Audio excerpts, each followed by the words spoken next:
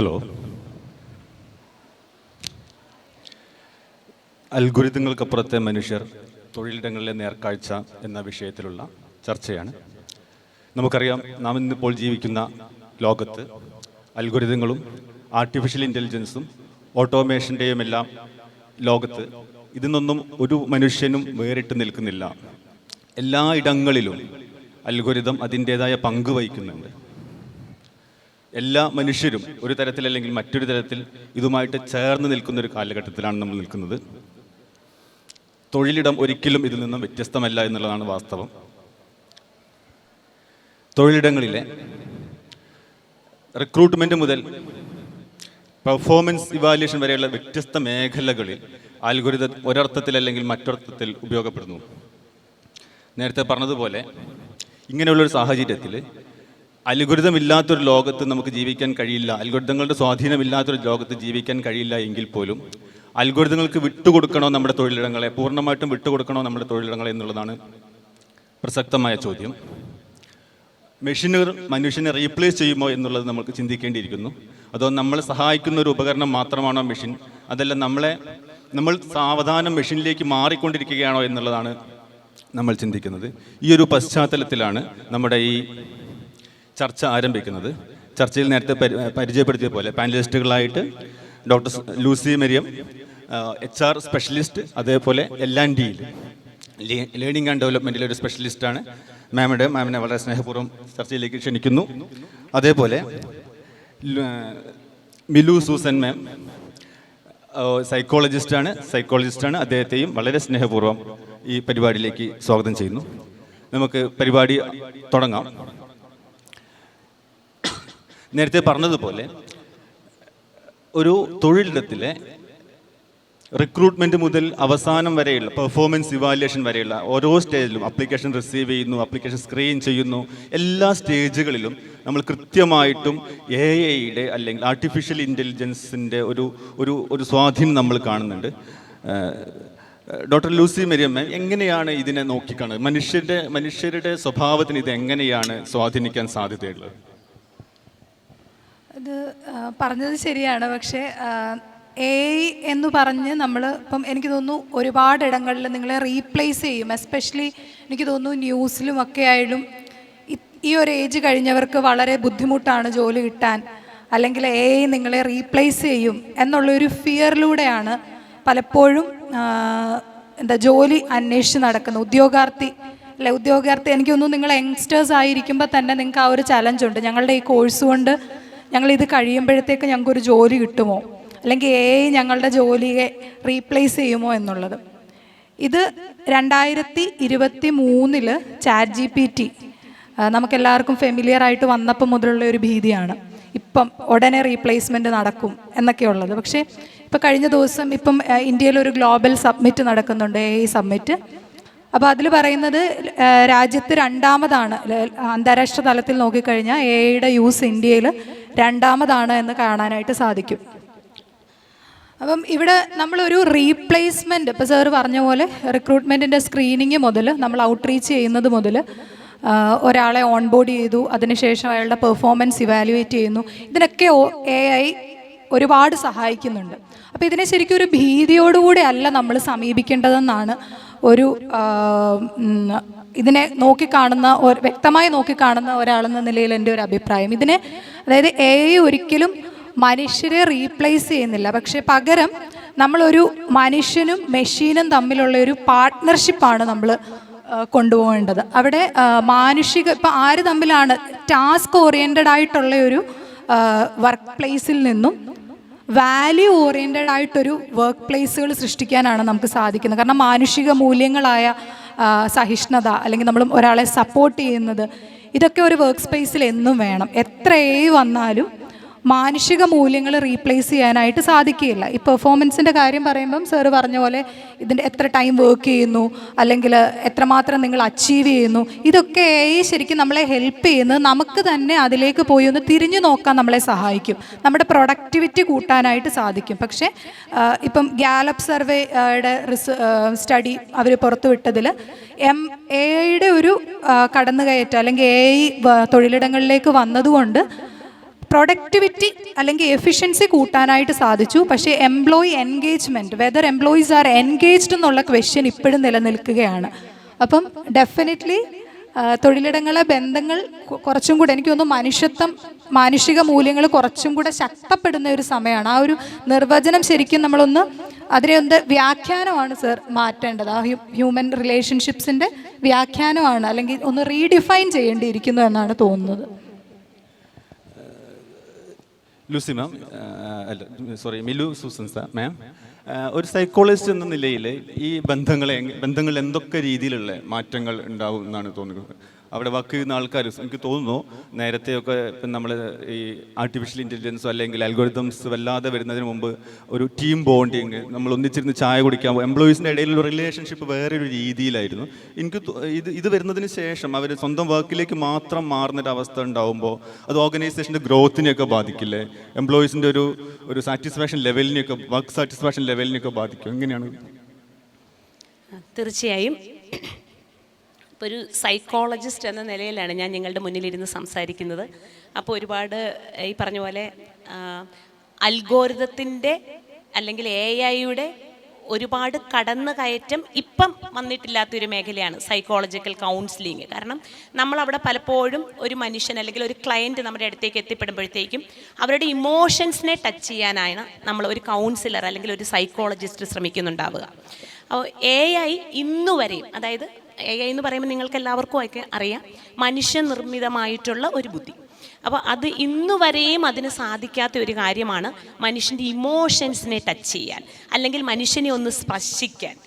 വളരെ സങ്കടപ്പെട്ട് അല്ലെങ്കിൽ ഒരു കൺഫ്യൂഷനിൽ നിൽക്കുന്ന ഒരു മനുഷ്യൻ്റെ അടുത്ത് ഇൻഫർമേഷൻസ് പാസ് ചെയ്യാൻ പറ്റുമായിരിക്കാം, പക്ഷേ അവരുടെ വികാരങ്ങളെയും വിചാരങ്ങളെയും മനസ്സിലാക്കിക്കൊണ്ട് അവർ ആ സമയത്ത് ആയിരിക്കുന്ന ഒരു കോണ്ടെക്സ്റ്റ് മനസ്സിലാക്കിക്കൊണ്ട് സംസാരിക്കാൻ AI-ക്ക് ഇന്നുവരെയും കഴിഞ്ഞിട്ടില്ല.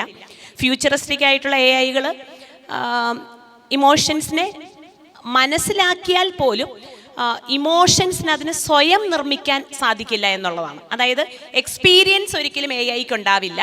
എക്സ്പീരിയൻസിൽ നിന്നും ഡിറൈവ് ചെയ്തിട്ടുള്ള ഇൻഫർമേഷൻസ് അല്ലെങ്കിൽ അതിൽ ഫീഡ് ചെയ്ത് വെച്ചിരിക്കുന്ന അൽഗോരിതത്തിനെ മാത്രം ബേസ് ചെയ്തിട്ടുള്ള ചില ഇൻഫർമേഷൻസ് ആയിരിക്കും അത് നമുക്ക് തരിക. അതിനൊരു ലിവ്ഡ് എക്സ്പീരിയൻസ് എന്തായാലും ഉണ്ടാവത്തില്ല. അപ്പോൾ മനുഷ്യബന്ധങ്ങളുടെ കാര്യം പറയുമ്പം, മനുഷ്യബന്ധങ്ങളുടെ കാര്യത്തിൽ ബന്ധങ്ങൾ എപ്പോഴും നിലനിൽക്കുന്നത് ട്രസ്റ്റിലാണ്, അല്ലേ? ബന്ധങ്ങൾ എപ്പോഴും നിലനിൽക്കുന്നത് ഒരു ട്രസ്റ്റിലാണ്, ഒരു പേടിയില്ലായ്മയിലാണ്. ഞാൻ നിങ്ങളോട് ഒരു വളരെ സിമ്പിളായിട്ടുള്ളൊരു എക്സാമ്പിൾ പറയാം. നിങ്ങൾ വർക്ക് ചെയ്യുന്ന ഒരു വർക്ക് സ്പേസ്, അപ്പോൾ ആ വർക്ക് സ്പേസിൽ നിങ്ങൾക്ക് എല്ലാ ആഴ്ചകളിലും ഇങ്ങനെ ഒരു ഫീഡ്ബാക്ക് മെയിൽ വരുന്നുവെന്ന് വിചാരിക്കുക. അതായത് ഓരോ ആഴ്ചയും നിങ്ങളുടെ വർക്കിനെ റേറ്റ് ചെയ്തുകൊണ്ടുള്ള ഒരു മെയിൽ. അപ്പം നമുക്ക് ആ മെയിൽ നോക്കിയാൽ നമുക്ക് മനസ്സിലാവും നമ്മളുടെ വർക്കിൻ്റെ ഒരു രീതി, അതിൻ്റെ നിങ്ങളൊരു എബോവ് ആവറേജ് ആയിട്ടാണോ, ബിലോ ആവറേജ് ആയിട്ടാണോ, ആവറേജ് ആയിട്ടാണോ, അല്ലെങ്കിൽ ഹൈ ആയിട്ടാണോ നിങ്ങൾ പെർഫോം ചെയ്തത് എന്ന് അങ്ങനെയുള്ള ഒരു ക്ലൂ കിട്ടുന്ന രീതിയിൽ നമുക്കൊരു ഓട്ടോമേറ്റഡ് മെയിൽ എല്ലാ ആഴ്ചയും വരുന്നു എന്ന് വിചാരിക്കുക. അപ്പം നിങ്ങൾക്ക് ആ മെയിൽ വരുന്നു, നിങ്ങളത് വായിക്കുന്നു, ശരി, നമ്മളിങ്ങനെ ബിലോ ആവറേജ് ആണ് വർക്ക് ചെയ്യുന്നത് നമുക്ക് മനസ്സിലാക്കുന്നു, ഓക്കെ, നമുക്കൊരു ഇൻസൈറ്റ് കിട്ടുന്നു. അതുപോലെ തന്നെ മറ്റൊരു സിനാരിയോ നിങ്ങൾ സങ്കല്പിക്കുക. നമുക്കിങ്ങനെ ഒരു മെയിൽ വരുന്നുണ്ട്. ആ മെയിലിനോടൊപ്പം തന്നെ നിങ്ങളുടെ ഇമ്മീഡിയറ്റ് ആയിട്ടുള്ളൊരു മാനേജർ, നിങ്ങളെ അല്ലെ ഫസ്റ്റ് ലൈനിൽ നിൽക്കുന്ന ഒരു മാനേജർ നിങ്ങളെ വിളിച്ചിട്ട് നിങ്ങളുടെ ഇങ്ങനെ ഒരു ഫീഡ്ബാക്ക് മെയിൽ ഞാൻ കണ്ടു, അല്ലെങ്കിൽ എനിക്ക് ലഭിച്ചിരുന്നു. അപ്പോൾ അതിൽ ബിലോ ആവറേജ് ആയിട്ട് അല്ലെങ്കിൽ ആവറേജ് ആയിട്ടാണ് നിങ്ങളുടെ പെർഫോമൻസിനെ നമ്മൾ വിലയിരുത്തിയിരിക്കുന്നത്. എന്ത് പറ്റി? എന്തെങ്കിലും പ്രശ്നമുണ്ടോ?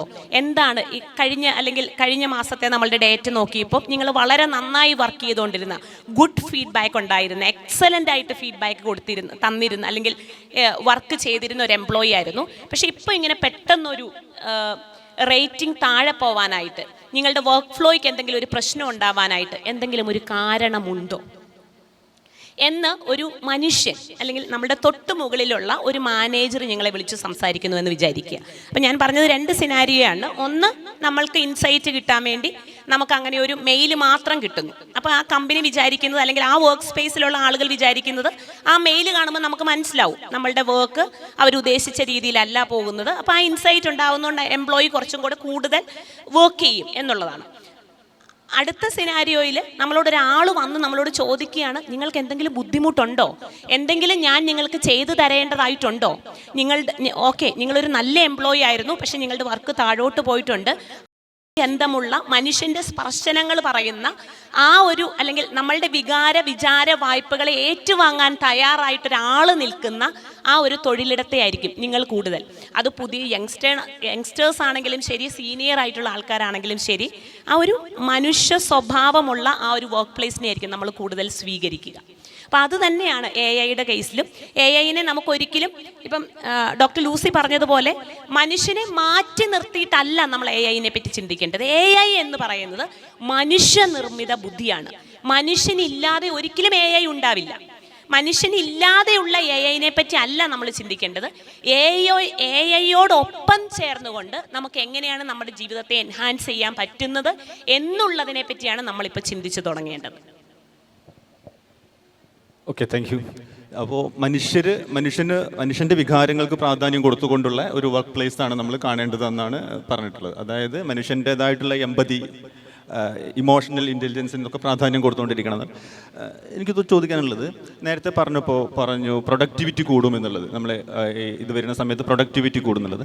ഈ ഇൻക്രീസ്ഡ് പ്രൊഡക്ടിവിറ്റി എന്നുള്ളതൊരു യാഥാർത്ഥ്യമാണെങ്കിൽ തന്നെ അതോടൊപ്പം വർക്കിൻ്റെ അല്ലെങ്കിൽ ജോബ് ഇൻസെക്യൂരിറ്റി എന്ന് പറയുന്ന ഒരു സാധനം എംപ്ലോയീസിന് ഉണ്ടാവാതിരിക്കാം, വർക്കിൻ്റെ പ്രഷർ ഉണ്ടായിരിക്കാം. ഇത് രണ്ടും ഈ നമ്മൾ പ്രൊഡക്ടിവിറ്റിക്ക് ഇമ്പോർട്ടൻസ് കൊടുക്കുമ്പോൾ അവരുടെ job pressure, work pressure, job insecurity, ഇതൊക്കെ എങ്ങനെയായിരിക്കും താങ്കളുടെ ഒരു ഇതിൽ എംപ്ലോയീസ് എങ്ങനെയാണ് ഇതിനെ നോക്കിക്കാണുന്നത്?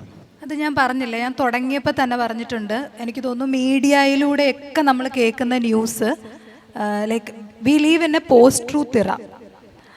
എല്ലാം സത്യമാണെന്ന് തോന്നുന്ന, അല്ലെങ്കിൽ സത്യത്തിൻ്റെയും മിഥ്യയുടെ ഒരു ബൗണ്ടറി എവിടെയെന്ന് സെറ്റ് ചെയ്യാൻ പറ്റാത്തൊരു ലോകത്താണ് നമ്മൾ ജീവിക്കുന്നത്, അല്ലേ? അതുകൊണ്ട് തന്നെ ഗവൺമെൻറ് ഇപ്പം എ ഐയിൽ റെസ്ട്രിക്ഷൻ വെക്കുന്നുണ്ട്, അല്ലേ? വ്യക്തികൾ ഇത് ഒറിജിനൽ ആണോ ഡ്യൂപ്ലിക്കേറ്റ് ആണോ എന്ന് അറിയുന്നില്ല. അപ്പം എൻ്റെ ഒരു വീക്ഷണത്തിൽ നമ്മൾ ഏറ്റവും ഫാസ്റ്റായിട്ട് ടെക്നോളജി അഡാപ്റ്റ് ചെയ്ത ഒരു കൺട്രിയാണ് US, നമുക്കറിയാം, അല്ലേ? അമേരിക്ക. പക്ഷെ അമേരിക്ക പോലെയുള്ള ഇടത്ത് ലൈക്ക് 2023 ഈ ChatGPT അല്ലെങ്കിൽ എ ഐയുടെ ഒരു ബൂമിങ് ഉണ്ടായ സമയത്ത് കമ്പനികൾ 93% ഗാലപ്പ് സർവേ ആണ് വർക്ക് പ്ലേസും വർക്ക് പ്രൊഡക്ടിവിറ്റിയും ഒക്കെ മെഷർ ചെയ്യുന്ന, ഇന്ന് നമ്മൾ ഏറ്റവും കൂടുതൽ യാർഡ് സ്റ്റിക്കായിട്ട് HR യൂസ് ചെയ്യുന്ന ഒരു സ്റ്റഡിയാണ് ഗാലപ്പ് സർവേ. അപ്പോൾ അവർ 93% പറഞ്ഞത് we will integrate AI in അവർ വർക്ക്. പക്ഷേ ഇപ്പോൾ റീസെൻ്റ്ലി നടന്ന സർവേയിൽ ഒരു 39% അത് അച്ചീവ് ചെയ്യാനായിട്ട് സാധിച്ചുള്ളൂ. അതിൽ 49% ആളുകൾ ഇന്നേ വരേക്കും അമേരിക്കയിൽ AI യൂസ് ചെയ്തിട്ടില്ല എന്നാണ് ആ സർവേയിൽ പറയുന്നത്, ആ സർവേയിൽ പങ്കെടുത്തവർ. അപ്പം ഒരു കൂട്ടർ ലൈക്ക് നമ്മളോട് ഇങ്ങനെ പറയുന്നുണ്ട് AI വരും, നിങ്ങളെ റീപ്ലേസ് ചെയ്യും. പക്ഷെ ആ ഒരു ഫിയറിൻ്റെ കാര്യമില്ല. ഇവിടെ നമ്മൾ ചെയ്യേണ്ടത് എന്താണെന്ന് വെച്ചാൽ നമ്മുടെ സാധ്യതകളെ മനസ്സിലാക്കുക എന്നുള്ളതാണ്. ഇപ്പം എഫിഷ്യൻസി എങ്ങനെ കൂടും എന്നുള്ളത് ചോദിച്ചു കഴിഞ്ഞാൽ നമ്മളിങ്ങനെ മണ്ടേനായിട്ട് ചെയ്തുകൊണ്ടിരിക്കുന്ന, റിപ്പീറ്ററ്റീവായിട്ട് ചെയ്തുകൊണ്ടിരിക്കുന്ന കുറേ ജോലികൾ, ഇപ്പം അരമണിക്കൂർ എടുത്തുകൊണ്ട് നിന്ന ഒരു കാര്യം നമുക്ക് വളരെ എളുപ്പം, ഇപ്പം എനിക്കൊരു ഡേറ്റ പ്രസൻറ്റ് ചെയ്യണമെങ്കിൽ പണ്ട് ഞാൻ അത്രയും റിസർച്ച് ചെയ്ത് ഒരുപാട് കണ്ടുപിടിച്ച് ടേക്സ് ടൈം ആ ഒരു ഡേറ്റ പ്രസൻറ്റ് ചെയ്യണമെങ്കിൽ. പക്ഷേ ഇപ്പം നമുക്ക് അതിൻ്റെ റെഫറൻസുകളും കാര്യങ്ങളും എല്ലാം പെട്ടെന്ന് കിട്ടുന്നു. അതുപോലെ തന്നെ ഇപ്പം കോപ്പയിൽ എക്സലിൻ്റെ പണ്ട് എനിക്ക് തോന്നുന്നു 2023 അല്ലെങ്കിൽ 22 കാലഘട്ടത്തിൽ വളരെ കഷ്ടപ്പെട്ട് വി ലുക്കപ്പും എക്സ് ലുക്കപ്പിലേക്കും ഒക്കെ എക്സൽ പഠിച്ച് പെട്ടെന്ന് ഡേറ്റ അനലൈസ് ചെയ്യാൻ വേണ്ടി നിന്ന ഒരിടത്തു നിന്ന് ഞാൻ വർക്ക് ചെയ്ത സ്പേസ് തന്നെ പെട്ടെന്ന് മാറുകയായിരുന്നു. ഇപ്പോൾ കുറച്ചും കൂടെ എളുപ്പമുണ്ട് ഡേറ്റ അനലൈസ് ചെയ്യാനും, അതിന് നമ്മളെ എക്യുപ്പ് ചെയ്യാൻ വളരെ, അപ്പം എന്താ ടൈമിനെ വെച്ച് നോക്കുമ്പം വളരെ പെട്ടെന്ന് ഇത്ര ടൈമിനുള്ളിൽ നമുക്ക് എഫിഷ്യൻ്റ് ആയിട്ട് വർക്ക് ചെയ്യാനും പ്രൊഡക്ടിവിറ്റി കൂടാനും സാധിക്കുന്നുണ്ട്. നമ്മൾ എപ്പോഴാണത് പുറകോട്ട് പോകുന്നതെന്ന് വെച്ചാൽ AI എന്നെ റീപ്ലേസ് ചെയ്യുമോ? ഇപ്പം കഴിഞ്ഞ ദിവസം കുറച്ച് വലിയ കമ്പനികൾ പറയുന്നുണ്ട് AI കംപ്ലീറ്റ്ലി, അതായത് നിങ്ങൾ കേട്ടിട്ടുണ്ടോ ആന്ത്രോപിക് എന്ന് പറയുന്ന ഒരു ക്ലൗഡ് AI, ഒരു family of like large language units ആണ്, അത് ലൈക്ക് AI വർക്ക് ചെയ്യുന്നതാണ്. അപ്പോൾ അവർ പറയുന്നത് ഡേറ്റ അനലിസ്റ്റുകൾ, ജൂനിയർ എൻട്രി ലെവൽസ് ജോബ്സ് ഒക്കെ എന്താവും, കട്ടാവും. പക്ഷേ ഇന്ന് ഫോർച്യൂൺ മാഗസിനിലെ IBM പോലത്തെ, അതിൽ അരവിന്ദ് കൃഷ്ണ CEO, അതുപോലെ തന്നെ കൊഗ്നിസിയൻ്റെ CEO ഒക്കെ ഇന്നത്തെ റിപ്പോർട്ടിൽ പറയുന്നത് we are focusing on college graduates for next 12 months. അടുത്ത 12 മാസം ഞങ്ങൾ ഫോക്കസ് ചെയ്യുന്നത് ഗ്രാജുവേറ്റ്സിനെയാണ്. We need entry level. അപ്പം ഇതെപ്പോഴും ഒരു കോയിന് രണ്ട് വശം ഉള്ളതുപോലെ തന്നെ ഒരു സ്ഥലത്ത് ഫിയർ ഉള്ളപ്പോഴും ഞാൻ പറയുന്നത് ലൈക്ക് നമ്മുടെ അവസരങ്ങളെ കണ്ടെത്താൻ ശ്രമിക്കുക എന്നുള്ളതാണ് ഇപ്പോഴും. ഇപ്പം മനുഷ്യർക്ക് ഇപ്പം ഇതുവരെ നിങ്ങൾ എത്രമാത്രം ജോലി ചെയ്തു എന്നതിനുപരി തൊഴിലിടങ്ങൾ ഇനി മാറാൻ പോകുന്നത് നിങ്ങൾ എത്ര കൊളാബറേറ്റീവ്ലി വർക്ക് ചെയ്തു, നിങ്ങൾ എത്ര ലീഡർഷിപ്പ് ലെവലിൽ ചിന്തിച്ചു, എത്ര സ്ട്രാറ്റജിക്കലി നിങ്ങൾക്ക് കോൺട്രിബ്യൂട്ട് ചെയ്യാനായിട്ടുണ്ട്, പിന്നെ അതുപോലെ ഒരു ടീമിനെ ബിൽഡ് ചെയ്യാൻ, എത്ര ലീഡേഴ്സിനെ ബിൽഡ് ചെയ്യാൻ നിങ്ങൾക്ക് കഴിയും എന്നുള്ളതിലേക്കാവും, എത്ര സഹാനുഭൂതി കാണിക്കാൻ കഴിയുന്നു അതായത് വർക്ക് പ്ലേസിൻ്റെ ഒരു ഡെഫിനിഷൻ മാറും. അതുമാത്രമാണ് AI കൊണ്ട് വരുന്നത്. അതുകൊണ്ട് നമുക്ക് എന്താ പറയുക, ഇപ്പം ഒരു ആൻസൈറ്റി എടുത്ത് കളയണം എന്ന് തന്നെയാണ് ഞാൻ എല്ലാവരോടും പറയുന്നത്. കാരണം എന്താണെന്ന് വെച്ചാൽ ആ ജോബ് നമ്മൾ അതിനുവേണ്ടി എന്താണ് ചെയ്യേണ്ടത്, നമ്മളെ തന്നെ എക്യുപ്പ് ചെയ്യുക. ഇപ്പോൾ ഫോൺ വന്ന സമയത്ത് നമുക്കറിയാം, കോവിഡിൻ്റെ ഒരു സമയത്താണ് എല്ലാ വീടുകളിലും ഫോൺ ഒരാവശ്യമായി തന്നെ വന്നു. കാരണം എന്താണ്, എഡ്യൂക്കേഷൻ ലോകത്തിൻ്റെ എല്ലാ ഭാഗത്തും ഇമ്പോർട്ടൻ്റ് ആയിട്ട് വന്നു അല്ലേ. അപ്പം നമ്മൾ പെട്ടെന്ന് അതുമായിട്ട് അഡാപ്റ്റ് ചെയ്തു. എല്ലാവരുടെ കയ്യിലും ഫോൺ എത്തി, ആ സമയത്തേക്ക് AI വന്നു. അപ്പം എനിക്ക് തോന്നുന്നു പെട്ടെന്ന് കാര്യങ്ങളൊക്കെ നടത്തിയെടുക്കാൻ അത്രയും ഒരു ഇതായിട്ട് നമ്മൾ അഡാപ്റ്റ് ചെയ്തിട്ടുണ്ട്. ഇനി ഒരു അഡാപ്റ്റബിലിറ്റി എന്ന ലൈഫ് സ്കില്ലാണ് നമ്മൾ കൂടുതൽ ഇനിയും ഫോക്കസ് ചെയ്യേണ്ടതായിട്ടുള്ളത്. അപ്പം ഇതിലുള്ള അവസരങ്ങൾ എന്തൊക്കെയാണ്? ഈ AI ഇതുപോലെ മനുഷ്യനിർമ്മിത ബുദ്ധിയാണ്. ഈ ബുദ്ധി പ്രവർത്തിക്കണമെങ്കിൽ ഇതിൻ്റെ പിന്നിൽ മനുഷ്യർ വേണം. അവിടെയുള്ള പോസിബിലിറ്റീസിനെ അറിഞ്ഞിട്ട് അതിനെ കണ്ടെത്തി അതിനൊപ്പം നമ്മൾ ഇപ്പം ഓൾറെഡി ജോലി ചെയ്യുന്നവരാണെങ്കിൽ നിങ്ങൾ റീസ്കില്ലിങ് വേണം. നിങ്ങൾ പഠിച്ച കാര്യങ്ങൾ, നിങ്ങൾ ടെക്നോളജി ഇപ്പം ഒരു സോഫ്റ്റ്വെയർ ഡെവലപ്പറായിട്ടാണ് വർക്ക് ചെയ്യുന്നതെങ്കിൽ അതിൽ നിങ്ങൾ പഠിച്ച കാര്യങ്ങളെ റീസ്കില്ല് ചെയ്യുകയും അവിടെ നിന്ന് അപ്സ്കില്ലിങ് ട്രെയിനിങ് വളരെ ഇമ്പോർട്ടൻ്റ് ആയിട്ട് വരും. ഈ ട്രെയിനിങ് വേണമെങ്കിൽ തന്നെ എനിക്കറിയാം ഒരു ബാച്ചിലെ കുട്ടികൾ മേ ബി കോവിഡിൻ്റെ സമയത്ത് തുടർച്ചയായിട്ട് ഓൺലൈൻ അറ്റൻഡ് ചെയ്തിട്ട് ട്രെയിനിങ്ങോ ക്ലാസ്സുകളിലോ ഒക്കെ വന്നിരിക്കാൻ അവർക്ക് ആ ഒരു ബുദ്ധിമുട്ടിനെ പറ്റി ഒരു പക്ഷേ മിലുവിന് സംസാരിക്കാനായിട്ട് സാധിക്കുമായിരിക്കും. ഇപ്പം കമ്പനികളിൽ എന്താണെന്ന് വെച്ചാൽ ഈ ഒരു ട്രെയിനിങ്ങിന് ഇരിക്കണമെങ്കിൽ ആളിനൊരു മൈൻഡ് സെറ്റ് വേണം റിസീവ് ചെയ്യാൻ. ആ ഒരു മൈൻഡ് സെറ്റാണ് നമ്മൾ ബിൽഡ് ചെയ്യേണ്ടത്. ഇപ്പം ഗ്രാജുവേറ്റ്സ് ആയിട്ടുള്ള കുട്ടികളാണ് ഇവിടെ കൂടുതലെങ്കിലും ലേൺ ചെയ്യാനുള്ള ഒരു ലേണിംഗ് മെൻറ്റാലിറ്റി, നമ്മുടെ മൈൻഡ് സെറ്റാണ് അവിടെ മാറേണ്ടത്. അതായത് ട്രെയിനിങ്ങുകൾ എടുക്കാനും ഇത് എൻ്റെ ജോലിയിടത്തിൽ അല്ലെങ്കിൽ എൻ്റെ പ്രൊഫഷണൽ ലൈഫിൽ ഇതെന്നെ വളരെ നന്നായിട്ട് എന്നെ എക്യുപ്പ് ചെയ്യുന്ന ഒന്നാണ് എന്നുള്ളതാണ് മനസ്സിലാക്കേണ്ടത്. അതിനെ മനസ്സിലാക്കി AIനെ ഒരു ഹ്യൂമൻ ഏജൻ്റായിട്ട് കൊണ്ടുപോകാനായിട്ട്, ഒരു ഹ്യൂമൻ ഏജൻസി ആയിട്ട് കൊണ്ടുപോകാനായിട്ട് നമുക്ക് സാധിക്കണം. അപ്പോൾ ആ ഒരു ഫിയറിൻ്റെ കാര്യം ശരിക്കും ഇല്ല. ഇതിൻ്റെ ലൈക്ക് ഒരു ഡയമെൻഷനിലൂടെ മാത്രം നോക്കാതെ ബാക്കി കാര്യങ്ങളിലൂടെ മനസ്സിലാക്കി അതിലേക്ക് നോക്കുമ്പോൾ ആ ഒരു ഫിയറിൻ്റെ ഫാക്ടർ അവിടെ വരേണ്ടതായിട്ടില്ല. ഓക്കെ, അങ്ങനെയാണെങ്കിലും നമ്മൾ ഫിയർ വരേണ്ടതില്ല എന്ന് പറയുന്നതും അതാണ് യാഥാർത്ഥ്യമെങ്കിലും ഫിയർ ഉണ്ട് എന്നുള്ളതാണ് എനിക്ക് തോന്നുന്നത്. യാഥാർത്ഥ്യം അങ്ങനെ തന്നെയാണുള്ളത്. എനിക്ക് ചോദിക്കാനുള്ളത്, ഇപ്പോൾ ഈ AI ഡ്രിവൺ വർക്ക് പ്ലേസിൽ എന്തൊക്കെ രീതിയിലുള്ള മാനസിക സമ്മർദ്ദങ്ങളാണ് അല്ലെങ്കിൽ മെൻ്റൽ പ്രോബ്ലംസാണ് മനുഷ്യർക്ക് ഉണ്ടാവുന്നത്? അതൊക്കെ രീതിയിലുള്ള സമ്മർദ്ദങ്ങളിലൂടെയാണ് അവർ കടന്നു പോകുന്നത് നിങ്ങളുടെ ഒരു പ്രാക്ടിക്കൽ എക്സ്പീരിയൻസിൽ? എൻ്റെ നിരന്തരമായിട്ടുള്ള പ്രാക്ടീസിൽ എപ്പോഴും ഞാൻ കാണുന്ന ഒരു പ്രശ്നമാണിത്. കൂടുതലും യുവജനങ്ങളാണ് നമ്മുടെ അടുത്തേക്ക് ഇത്തരത്തിലുള്ള പ്രശ്നങ്ങളുമായിട്ട് എത്തിപ്പെടാറുള്ളത് എന്നോർത്ത് അതിനൊരു ഏജ് കാറ്റഗറി ഒന്നുമില്ല. സീനിയർ എംപ്ലോയീസും വരാറുണ്ട്. ഒരു 3-4 പ്രോബ്ലംസ് എനിക്ക് എടുത്തു പറയാൻ പറ്റും. സാധാരണ ഏറ്റവും കൂടുതൽ വരാറുള്ളത് ഉറക്കമില്ലായ്മയായിട്ടാണ്. അപ്പം ഞാനൊരു സൈക്കോളജിസ്റ്റായിട്ട് പ്രാക്ടീസ് ചെയ്യുന്നതുകൊണ്ടാണ് ഇങ്ങനത്തെ കാര്യങ്ങൾ എടുത്തു പറയുന്നത്. ഉറക്കമില്ലായ്മയായിട്ട് ഒരുപാട് ആളുകൾ വരാറുണ്ട്. അതുപോലെ ഈ റിലേഷൻഷിപ്പിലുള്ള കോൺഫ്ലിക്റ്റ് ആയിട്ട് ഒരുപാട് പേര് വരാറുണ്ട്. പിന്നീട് പുവർ പേരൻറ്റിങ്ങിൻ്റെ പലതരത്തിലുള്ള ഇഷ്യൂസായിട്ട് ഒരുപാട് ആളുകളെ ഞാൻ കാണാറുണ്ട്. അപ്പം പല രീതിയിലും പല ജോലികളിലും പല ഇടങ്ങളിലും വർക്ക് ചെയ്യുന്ന ആളുകളാണ് നമ്മുടെ അടുത്തേക്ക് എത്തിപ്പെടുക ഇങ്ങനത്തെ പല പ്രശ്നങ്ങളുമായിട്ട്. പക്ഷെ നമ്മളെല്ലാം അവരുടെ സ്റ്റോറി കേട്ട് കഴിയുമ്പം, അവരുടെ സ്റ്റോറീനെ അനലൈസ് ചെയ്ത് കഴിയുമ്പം നമ്മൾ അതിൽ നിന്നും ഐഡൻറ്റിഫൈ ചെയ്യുന്ന ഒരു 3-4 കോമൺ ഇഷ്യൂസ് ഉണ്ട്. ഒന്ന്, ജോലി നഷ്ടപ്പെടുമോ എന്ന അവരുടെ ഉള്ളിലെ ഒരു പേടി. 2, എപ്പോഴും ഒരു 24 hours ഓൺ ആയിട്ടിരിക്കുന്ന ഒരു വർക്ക് മോഡ്. എപ്പോഴും അതതിൻ്റെ ഒരു ഇപ്പോൾ അവർ ചെയ്യുന്ന ജോലിയിൽ അത് ആവശ്യമാണ് എന്ന് പറഞ്ഞ് ഒരു 24 hours ഓൺ ആയിരിക്കുന്ന ഒരു വർക്കിൻ്റെ രീതി. പിന്നെ 3, ഈ സോഷ്യൽ കണക്ഷൻസിൻ്റെ ഒരു കുറവ്. ഈ 3 കാര്യങ്ങളാണ് കൂടുതലായിട്ട് നമ്മൾ ഈ ക്ലിനിക്കൽ സെറ്റിങ്സിലൊക്കെ വരുന്ന ക്ലയൻസിൽ നിന്നും നമുക്ക് ഐഡൻറ്റിഫൈ ചെയ്യാൻ പറ്റുന്നത്. ഇനി ഈ പ്രശ്നങ്ങളെ നമ്മൾ കൂടുതലായിട്ട് അനലൈസ് ചെയ്ത് കഴിയുമ്പം നമ്മൾ പിന്നെയും എത്തി നിൽക്കുന്നത് ഈ എന്താണ് വർക്ക് സെറ്റിങ്സിലുള്ള ഈ അൽഗോരിതം ഇടപെട്ടിട്ടുള്ള ചില ഈ പറഞ്ഞ പോലെ പെർഫോമൻസ് അപ്രൈസൽ, പിന്നെ അല്ലെങ്കിൽ ഫീഡ്ബാക്കിൻ്റെ ഒരു രീതികൾ, പിന്നെ ഈവൻ ലീഡർഷിപ്പിൻ്റെ സ്റ്റൈല് പോലും, അല്ലെങ്കിൽ അവരുടെ ഒരു വർക്കിൻ്റെ രീതികൾ പോലും ഒന്ന്, ഈവൻ ടീമുകളെ വരെ ചിലപ്പം AI കൊടുക്കുന്ന ഡേറ്റ ഉപയോഗിച്ച് ചിലപ്പം കമ്പനികളിൽ ആൾക്കാരോട് ചോദിക്കാതെ മാറ്റി പ്ലേസ് ചെയ്യുന്ന ചില രീതികളൊക്കെ കാണപ്പെടാറുണ്ട്. അപ്പോൾ ഇങ്ങനെയുള്ള കാരണങ്ങളൊക്കെ എംപ്ലോയീസിനെ അഫക്റ്റ് ചെയ്യാറുണ്ട്, അതായത് സൈക്കോളജിക്കലിയും ഫിസിക്കലിയും അവരെ അഫക്റ്റ് ചെയ്യാറുണ്ട്. അപ്പോൾ എനിക്ക് പലപ്പോഴും ഇങ്ങനെ അവരിൽ നിന്നും ഇങ്ങനെ ഇടപെട്ട് കഴിയുമ്പോൾ തോന്നുന്ന ഒരു കാര്യം എന്ന് പറയുന്നത്, ശരിക്കും കൺട്രോൾ ഇരിക്കുന്നത് നമ്മുടെ കയ്യിൽ തന്നെയാണ്. അപ്പം പതിവിലുമേറെ അല്ലെങ്കിൽ ഒരു 2-3 ദശകങ്ങൾക്ക് മുന്നേ ഉള്ള ഒരു യുവജനങ്ങളുടെ ഒരു രീതിയല്ല ഇന്നത്തെ യുവജനങ്ങൾക്ക്. നിങ്ങൾ കുറച്ചും കൂടി പേഴ്സണൽ സ്പേസിനെ പറ്റി, പേഴ്സണൽ റൈറ്റിനെ പറ്റി വളരെ അവെയറുള്ള ആളുകൾ, നിങ്ങൾക്ക് അതിനെപ്പറ്റി എല്ലാം അവെയർനെസ് ഉണ്ട്. പക്ഷേ നിങ്ങളൊരു വർക്ക് പ്ലേസിലേക്ക് ചെല്ലുമ്പോഴത്തേക്കും നിങ്ങൾ അവിടെ ഒരുപക്ഷെ കാണാൻ പോകുന്നത് 24 hours നിങ്ങൾക്കൊരു സർവലൻസ്, അല്ലെങ്കിൽ നിങ്ങൾ എപ്പോഴും വെബ് ക്യാമിൻ്റെ മുന്നിൽ അല്ലെങ്കിൽ CCTV ക്യാമറാസ് ഉള്ള സ്ഥലങ്ങളിൽ അങ്ങനെയൊക്കെ വർക്ക് ചെയ്യുന്ന ഒരു നേച്ചറാണ് നമുക്കുള്ളത്. അപ്പോൾ എപ്പോഴും ഒരു സൂപ്പർവിഷനിൽ നിൽക്കുന്നു എന്നുള്ളൊരു ഫീല് പോലും ശരിക്കും പറഞ്ഞാൽ നമ്മളുടെ പ്രൊഡക്ടിവിറ്റീനെ നമ്മളത് വെക്കുന്നത് നമ്മുടെ എംപ്ലോയീസിൻ്റെ പ്രൊഡക്ടിവിറ്റീനെ കൂട്ടാനായിട്ടാണ്. അവർ 1 മിനിറ്റ് പോലും കളയാതെ മുഴുവൻ സമയവും ജോലിയിൽ വ്യാപൃതനായിരിക്കണം എന്നുള്ള നിർബന്ധത്തിന് വേണ്ടിയിട്ടാണ് നമ്മളത് ക്യാമറകളൊക്കെ സെറ്റ് ചെയ്യുന്നത്.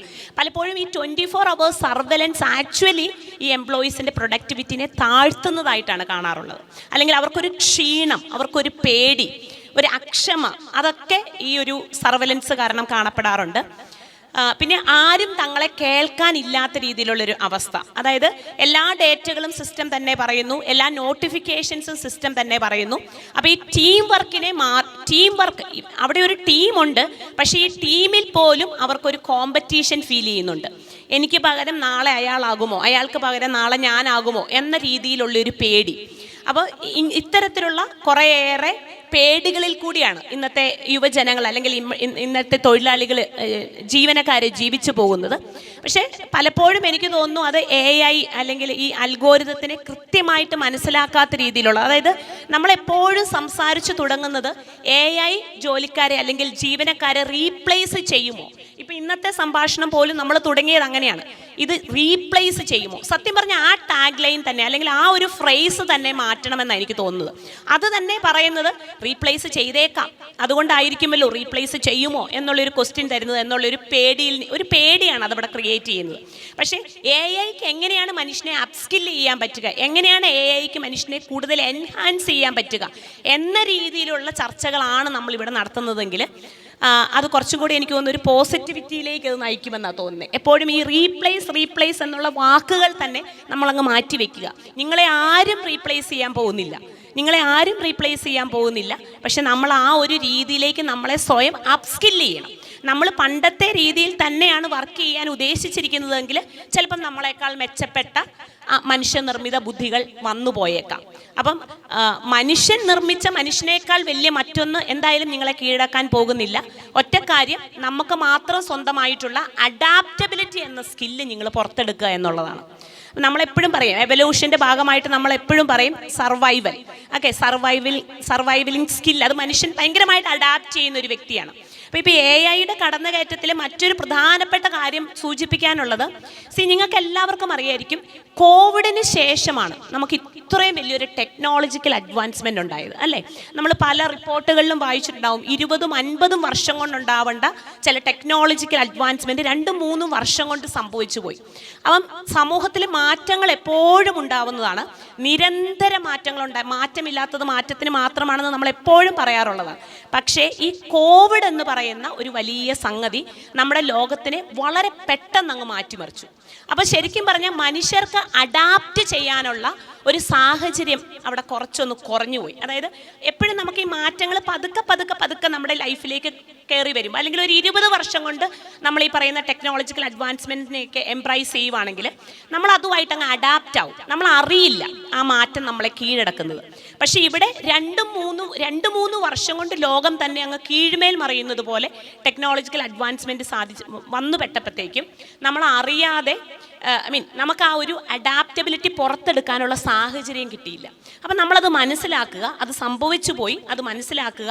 അപ്പം നമ്മൾ നമ്മളെ ലൂസി പറഞ്ഞതുപോലെ തന്നെ നമ്മളെ കൂടുതൽ അപ്സ്കില്ല് ചെയ്യുക. അങ്ങനെ ഒരു അപ്സ്കില്ലിങ് അല്ലെങ്കിൽ ലേൺ, അൺലേൺ, റീലേൺ, അതൊക്കെ നിങ്ങൾ ഒരുപാട് കേട്ടിട്ടുണ്ടാവും. നമ്മളിപ്പോൾ എപ്പോഴും സ്റ്റുഡൻസിൻ്റെ അടുത്ത് പറയുന്നതാണ് ലേൺ, അൺലേൺ, ഇന്നത്തെ ഫാക്ട്സ് അല്ല നാളത്തെ ഫാക്ട്സ്. അപ്പോൾ ആ ലേൺ, അൺലേൺ, റീലേണിനെ ആ രീതിയിൽ തന്നെ മനസ്സിലാക്കി നമ്മൾ മുന്നോട്ട് പോയാൽ മറ്റൊന്നിനും മനുഷ്യബുദ്ധിയെ കീഴടക്കാനായിട്ട് സാധിക്കില്ല. അപ്പം ഞാൻ ആദ്യം പറഞ്ഞ പോലത്തെയുള്ള മെൻ്റൽ ഹെൽത്ത് ഇഷ്യൂസൊക്കെ ഒരു പരിധി വരെ നമുക്ക് നിയന്ത്രിക്കാൻ, നിങ്ങളുടെ പ്രാധാന്യം നിങ്ങൾ മനസ്സിലാക്കിയാൽ അവിടെ നിങ്ങളുടെ പ്രശ്നങ്ങൾ തീർന്നു. നമ്മുടെ പ്രാധാന്യം അല്ലെങ്കിൽ നമ്മളുടെ ഒരു യുണീക്നെസ് നമുക്ക് അറിയത്തില്ലാതെ വരുമ്പോഴാണ് ആക്ച്വലി ഇത്തരത്തിലുള്ള മെൻ്റൽ ഹെൽത്ത് ഇഷ്യൂസ് ഒക്കെ നമുക്ക് കൂടുതൽ, അതായത് ആങ്സൈറ്റി, സ്ട്രെസ്സ് റീപ്ലേസ് ആയി പോകുമോ എന്നുള്ള ഭയം. ഇതൊന്നും കാരണമില്ലാത്തതാണെന്ന് ഞാൻ പറയില്ല, പക്ഷെ ആ കാരണമില്ലായ്മയ്ക്കുള്ള ഒരു കാര്യം നിങ്ങളുടെ അജ്ഞതയാണ് എന്ന്, അല്ലെങ്കിൽ നമ്മുടെ അജ്ഞതയാണ് എന്ന് നമുക്ക് തിരിച്ചറിയാം. നമ്മൾ നേരത്തെ രണ്ടുപേരും പറഞ്ഞ ഒരു വാക്കാണ് റീസ്കില്ലിംഗ്, അപ്സ്കില്ലിംഗ് എന്നൊക്കെയുള്ളത്. ഈ മാറി വരുന്ന ടെക്നോളജിക്ക് അനുസരിച്ചിട്ട് അല്ലെങ്കിൽ ആ സാങ്കേതികതയിലുള്ള മാറ്റങ്ങൾക്കനുസരിച്ച് നമ്മൾ റീസ്കില്ലിംഗ് ചെയ്യേണ്ടതുണ്ട്, അല്ലെങ്കിൽ അപ്സ്കില്ലിംഗ്, ഇതെല്ലാം വേണം. ഇതിനുവേണ്ടി നമ്മൾ എല്ലാ സ്ഥാപനങ്ങളും, എനിക്ക് തോന്നുന്നു എല്ലാ സ്ഥാപനങ്ങളും പരിധിവരെ ഒരുപാട് ട്രെയിനിങ് സെഷനുകൾ സംഘടിപ്പിക്കുന്നുണ്ടാവാം, പല പ്രോഗ്രാമുകൾ നടത്തുന്നുണ്ടാവാം. എൻ്റെ ക്വസ്റ്റ്യൻ ഇതാണ്, ഒരു മെൻ്റൽ അഡാപ്റ്റബിലിറ്റിക്ക് വേണ്ടിയിട്ട് നമ്മൾ എന്തെങ്കിലും അത്രത്തോളം എഫേർട്ട് നമ്മൾ കൊടുക്കുന്നുണ്ടോ? അത് വളരെ അത്യാവശ്യമല്ലേ എന്നുള്ളതാണ്. ഈ സ്കില്ലിങ്ങിന് കൊടുക്കുന്ന അതേ പ്രാധാന്യം, അല്ലെങ്കിൽ റീസ്കില്ലിങ്ങിന്, അപ്സ്കില്ലിങ്ങിനോ കൊടുക്കുന്ന അതേ പ്രാധാന്യം ആൾക്കാരുടെ ഈ പറഞ്ഞ മാനസികമായിട്ട് അവർക്ക് ഇതുകൊണ്ട് പൊരുത്തപ്പെടാൻ വേണ്ടിയിട്ടുള്ള ഒരു ട്രെയിനിങ് കൂടിയും കൊടുക്കേണ്ടത്. അത് ആ ഗൗരവത്തിൽ കാണുന്നുണ്ടോ സ്ഥാപനങ്ങൾ? ഞാനൊരു അക്കാഡമീഷ്യൻ എന്ന നിലയിൽ, ഞാൻ ഇതിനു മുമ്പ് കോളേജിൽ വർക്ക് ചെയ്തുകൊണ്ടും ലേണിംഗ് എന്ന് പറയുന്നത് എനിക്ക് എപ്പോഴും കോറായിട്ടുള്ള ഒരു ഏരിയ ആണ്. അപ്പോൾ അത് എവിടെ പോയി കഴിഞ്ഞാലും, ഞാനിപ്പോൾ വർക്ക് ചെയ്ത കമ്പനികളിലായാലും ആ കമ്പനികൾ അത് പ്രൊവൈഡ് ചെയ്യുന്നു, ലേണിങ്ങിനെ വാല്യൂ ചെയ്യുന്നു എന്നുള്ളത് കൊണ്ടാണ് ഞാൻ അവിടേക്ക് ജോയിൻ ചെയ്തത്. അപ്പോൾ നമ്മളൊരു ജോലി അന്വേഷിച്ച് പോകുമ്പം എത്രമാത്രം നമുക്ക് ലേണിംഗ് ഓപ്പർച്യൂണിറ്റീസ് ആ കമ്പനി തരുന്നു എന്ന് നമ്മൾ മനസ്സിലാക്കി വേണം ആ ജോലി തിരഞ്ഞെടുക്കാൻ. ഇപ്പം ചില ചെറിയ കമ്പനികളാണെങ്കിൽ പോലും അവിടെ L&D പോലെ അല്ലെങ്കിൽ ട്രെയിനിങ് നടത്തുന്ന ടീംസ് അങ്ങനെ തന്നെയുണ്ട്. ഒരു HR-നെ വെച്ച് 150 പേരെ അല്ലെങ്കിൽ 300 പേരെത്തുന്ന അങ്ങനെ കമ്പനികളും ഉണ്ട്. പക്ഷെ നമ്മൾ അവെയർ ആയിരിക്കണം നമ്മുടെ ജോലിയിടം തിരഞ്ഞെടുക്കുന്നത്. അപ്പം നമുക്ക് പ്രോപ്പറായിട്ടുള്ള ഇപ്പം കമ്പനികൾ ഏറ്റവും ഫോക്കസ് ചെയ്യുന്നത് മിലു പറഞ്ഞതുപോലെ തന്നെ എഫിഷ്യൻസി കൂടുന്നു, കാര്യങ്ങൾ വരുന്നു. ഞാനും തുടക്കത്തിൽ പറഞ്ഞു എൻഗേജ്മെൻറ്റ് കുറയുന്നു ആളുകളുടെ. അപ്പം അതിനെ മറികടക്കാനായിട്ട് ഇന്ന് നല്ലൊരു ശതമാനം കമ്പനികളും ട്രെയിനിങ്ങിന് വേണ്ടി ഇൻവെസ്റ്റ് ചെയ്യുന്നുണ്ട്. അതിൻ്റെ ഇൻവെസ്റ്റ്മെൻറ്റ് നല്ലൊരു ഭാഗവും ഈ മെൻ്റൽ അഡാപ്റ്റബിലിറ്റിക്ക് വേണ്ടിയുള്ളതാണ്. ഞാൻ മുമ്പ് തന്നെ പറഞ്ഞു, ഒരു ലേണിംഗ് മൈൻഡ് സെറ്റ്, ആ മൈൻഡ് സെറ്റ് ഉണ്ടാക്കിയെടുക്കേണ്ടത് കമ്പനിയുടെ മാത്രം ആവശ്യമല്ല, നമ്മളുടെയും ആവശ്യമാണ്. അപ്പം ആ ലേൺ ചെയ്യാൻ നമുക്ക് ബുദ്ധിമുട്ടുണ്ടെങ്കിൽ it will be very difficult for us to succeed in life. അപ്പം ഒരു ഓപ്പൺനെസ് വേണം ലേണിങ്ങിനോട്. അത് നമ്മുടെ മൈൻഡ് സെറ്റ് വരേണ്ട മാറ്റങ്ങളാണ്. അതിനു വേണ്ടി തന്നെ ഇന്ന് പല കമ്പനികളിലും ഇതുപോലെ തന്നെ കൗൺസിലേഴ്സിനെ വെച്ചിട്ടായാലും ബിഹേവിയറൽ ട്രെയിനേഴ്സിനെ വെച്ചിട്ടായാലും ഇങ്ങനത്തെ മൈൻഡ് സെറ്റിന് ബ്ലോക്ക് ഉണ്ടെങ്കിൽ ആ ബ്ലോക്കിനെ ഐഡൻറ്റിഫൈ ചെയ്യാനും അവർക്ക് ആ ഒരു ഗ്രോത്ത് മൈൻഡ് സെറ്റ് ബിൽഡ് ചെയ്യാൻ വേണ്ടിയുള്ള ആക്ഷനബിൾ പ്രാക്ടീസസ് അവരെ പ്രാക്ടീസ് ചെയ്യിപ്പിക്കാൻ ഇന്ന് കമ്പനികൾ നല്ലൊരു, ഇപ്പോൾ ബിഗ് ഫോഴ്സ് നോക്കിക്കഴിഞ്ഞാലും അവർ നല്ലൊരു ശതമാനം ഇതിലേക്ക് വേണ്ടി മാത്രം, അതായത് ടെക്നിക്കൽ നോളജ് അപ്സ്കിൽ ചെയ്യുന്നതിൽ മാത്രമല്ല ഈ എംപ്ലോയിക്ക് ഇരുന്ന് വർക്ക് ചെയ്യാനൊരിട അവരുടെ വെൽബീയിങ്ങിനെ കരുതി അവരുടെ മെൻ്റൽ അഡാപ്റ്റബിലിറ്റിക്ക് വേണ്ട ട്രെയിനിങ്ങുകളും ഇന്ന് കമ്പനികൾ വളരെയധികം ഫോക്കസ്ഡ് ആണ്. എസ്പെഷ്യലി ഈ ഒരു AI-യുടെ ബൂമിങ്ങോടുകൂടി അവരത് നന്നായിട്ട് ഫോക്കസ് ചെയ്യുന്ന കമ്പനികൾ തന്നെയാണ്. അപ്പോൾ ഗ്രോത്ത് വേണം എന്നാഗ്രഹിക്കുന്ന ഏതൊരു കമ്പനിക്കും ലേണിംഗ് ഗ്രോത്ത് വേണം, ഒരു ലേണിംഗ് കൾച്ചർ അവരുടേതായിട്ട് കാണും. അത് നമ്മൾ ഒരിക്കലും ഒരു സ്ട്രക്ചേർഡ് വേയിൽ അല്ലെങ്കിൽ കമ്പനി തരുന്ന LMS-ലൂടെ തന്നെ പോകണം, അല്ലെങ്കിൽ കമ്പനി എനിക്ക് ട്രെയിനിങ് തരട്ടെ, അങ്ങനെ ഒരു മെൻറ്റാലിറ്റിയോടുകൂടി ഒരിക്കലും നമ്മളൊരു വർക്ക് സ്പേസിലേക്ക് കടന്നു പോകുകയും ചെയ്യരുത്. കാരണം ഇത്രയും ടെക്നോളജി അഡ്വാൻസ് ചെയ്തിരിക്കുന്ന ഈ ലോകത്ത് it is very easy for us to identify the learning spaces. നമ്മുടെ ലേണിംഗ് സ്പേസസിനെ ഐഡൻറ്റിഫൈ ചെയ്യാൻ നമുക്ക് വളരെ എളുപ്പമാണ്. അപ്പം നമ്മൾക്ക് ലേണിംഗ് ആവശ്യമാണെന്ന് കരുതി നമ്മളുടേതായിട്ടൊരു കണ്ടിന്യൂവസ് പ്രൊഫഷണൽ CPD എന്ന് പറയും, കണ്ടിന്യൂവസ് പ്രൊഫഷണൽ ഡെവലപ്മെൻറ്റ് പ്ലാനുകൾ നമ്മൾ തയ്യാറാക്കി മുന്നോട്ട് പോയി കഴിഞ്ഞാൽ ഈ ഒരു ഇത് വരേണ്ടത് എംപ്ലോയറിൻ്റെ കയ്യിൽ നിന്ന് മാത്രമല്ല, ഒരു എംപ്ലോയിയുടെ കയ്യിൽ നിന്നും കൂടിയാണ്. അതിപ്പം നിങ്ങൾ വളരെ യങ്ങായിട്ടിരിക്കുന്ന ഓഡിയൻസ് ആണ് എൻ്റെ മുമ്പിലുള്ളത്. അപ്പം ഈ ഒരു മൈൻഡ് സെറ്റോടുകൂടി വേണം നിങ്ങൾ ആ വർക്ക് സ്പേസിലേക്ക് കടക്കാനെന്നാണ് ഞാൻ പറയുന്നത്. ആ ഒരു ലേണിംഗ് ഗ്രോത്ത് മൈൻഡ് സെറ്റോടുകൂടി. അഡാപ്റ്റബിലിറ്റിക്ക് വേണ്ട ട്രെയിനിങ് നിങ്ങളുടെ കമ്പനികൾ തരും, പക്ഷേ ഇതിനെ റിസീവ് ചെയ്യാനുള്ള ഒരു mindset you have to build. That's my point. Okay, Vilu ma'am, നമ്മൾ ഇന്ന് എല്ലാ സ്ഥാപനങ്ങളും, ഈവൻ വിദ്യാഭ്യാസ സ്ഥാപനങ്ങളിൽ വരെ ഈ സർവെയിലൻസ് വളരെ വ്യാപകമായിട്ട് നടക്കുന്നുണ്ട്. സർവെയിലൻസ്, അതിൻ്റെ മോണിറ്ററിങ്, ക്ലോസ് മോണിറ്ററിങ് സിസ്റ്റം, നേരത്തെയൊക്കെ പറഞ്ഞതുപോലെ ഈ മോണിറ്ററിങ് ഇതിൻ്റെ ഭാഗമായിട്ട്, ഓട്ടോമേഷൻ്റെ ഒക്കെ ഭാഗമായിട്ട് നടക്കുന്നുണ്ട്. ശരിക്കും ഇത് അവരുടെ ഒരു മനുഷ്യാവകാശത്തിൻ്റെ മേലുള്ളൊരു കയറ്റമല്ല, അല്ലെങ്കിൽ ഇതൊരു ലീഗലായിട്ടുള്ള അല്ലെങ്കിൽ എത്തിക്കലായിട്ടുള്ള ഇതിൻ്റെ ഒരു ആസ്പെക്ട് എന്താണ്? ഒരു വ്യക്തിയുടെ സ്വകാര്യതയിലേക്കുള്ളൊരു കടന്നുകയറ്റമായിട്ടൊക്കെ നമുക്കിതിനെ കാണാൻ പറ്റുമോ? എനിക്ക് തോന്നുന്നു ഓൾമോസ്റ്റ് ഈ ഓട്ടോമേഷൻ വന്നതിന് ശേഷമാണ് ഇത്രയും വ്യാപകമായ രീതിയിൽ സർവെയിലൻസ് സിസ്റ്റം വരാൻ തുടങ്ങിയിട്ടുള്ളതെന്നാണ്. മോണിറ്ററിംഗ് സിസ്റ്റം, കണ്ടിന്യൂസ് ആയിട്ടുള്ള മോണിറ്ററിംഗ് സിസ്റ്റങ്ങളൊക്കെ വരുന്നത്. അപ്പോൾ അതിൻ്റെ ഒരു എത്തിക്കൽ ആസ്പെക്റ്റുകളോ അതല്ലെങ്കിൽ അവരുടെ ഒരു പ്രൈവസിയിലേക്കുള്ള കടന്നുകയറ്റമായിട്ടൊക്കെ കാണാൻ പറ്റുമോ? അത് ശരിക്കും പറഞ്ഞാൽ സർവെലൻസ് എന്ന് പറയുന്നത് എപ്പോഴും പ്രൈവസിയിലേക്കുള്ളൊരു എത്തിനോട്ടം അല്ലെങ്കിൽ പ്രൈവസിയിലേക്കുള്ളൊരു കടന്നുകയറ്റം തന്നെയാണ്. പക്ഷേ ഈ വർക്ക് പ്ലേസിലുള്ളൊരു സർവൈലൻസിൻ്റെ കാര്യം വരുമ്പോൾ പലപ്പോഴും അത് കമ്പനി പോളിസീസിൽ അവർ ഡിഫൈൻ ചെയ്തിട്ടുണ്ടാവും, അല്ലെങ്കിൽ അവർ സ്പെസിഫൈ ചെയ്തിട്ടുണ്ടാവും. അപ്പം ജീവനക്കാർ പലപ്പോഴും അല്ലെങ്കിൽ നിങ്ങൾ പെട്ടെന്നൊരു ജോലിയിലേക്ക് ജോയിൻ ചെയ്യുന്ന സമയത്ത്, അത് യങ്സ്റ്റേഴ്സ് ആയിട്ടുള്ള കുട്ടികൾ ആദ്യമായിട്ടൊക്കെ ജോലി ചെയ്യുമ്പോൾ എത്ര പേരുണ്ട് എന്ന് എനിക്കറിയില്ല, കമ്പനി പോളിസീസ് കൃത്യമായിട്ട് വായിച്ച് മനസ്സിലാക്കി സൈൻ ചെയ്യുന്ന ആളുകൾ. അപ്പോൾ പലപ്പോഴും ഈ സർവൈലൻസിൻ്റെ ഒരു ഉത്തരവാദിത്തം അല്ലെങ്കിൽ ഇതിൻ്റെ ഓണർഷിപ്പ് ഏറ്റെടുക്കേണ്ടത് എംപ്ലോയീസിനേക്കാൾ കൂടുതൽ എംപ്ലോയേഴ്സാണ്. എംപ്ലോയീസ് പലപ്പോഴും അറിയാതെ അതിൽ പെട്ടുപോകുന്ന ആളുകളാണ്. അപ്പോൾ ഇനി വരുന്ന കാലം നമുക്ക് എല്ലാവർക്കും അറിയാം, നമ്മളിപ്പോഴും സംസാരിച്ചുകൊണ്ടിരിക്കുന്ന അതാണ്, AI കാലമാണ്. അപ്പോൾ AI കാലത്ത് ഞാൻ പലപ്പോഴും അല്ലെങ്കിൽ പല ആർട്ടിക്കിളും വായിച്ചു നോക്കുമ്പോൾ എനിക്ക് ലാസ്റ്റ് അല്ലെങ്കിൽ ഞാൻ എത്തി നിൽക്കുന്ന അവസാന പോയിന്റ് എന്ന് പറയുന്നത് എംപ്ലോയീസിനേക്കാൾ കൂടുതൽ ഈ AI ഗവേണൻസിൻ്റെ അല്ലെങ്കിൽ AI പോളിസീസിൻ്റെയൊക്കെ ഒരു ഉത്തരവാദിത്തം എംപ്ലോയർ സൈഡിലാണുള്ളത്.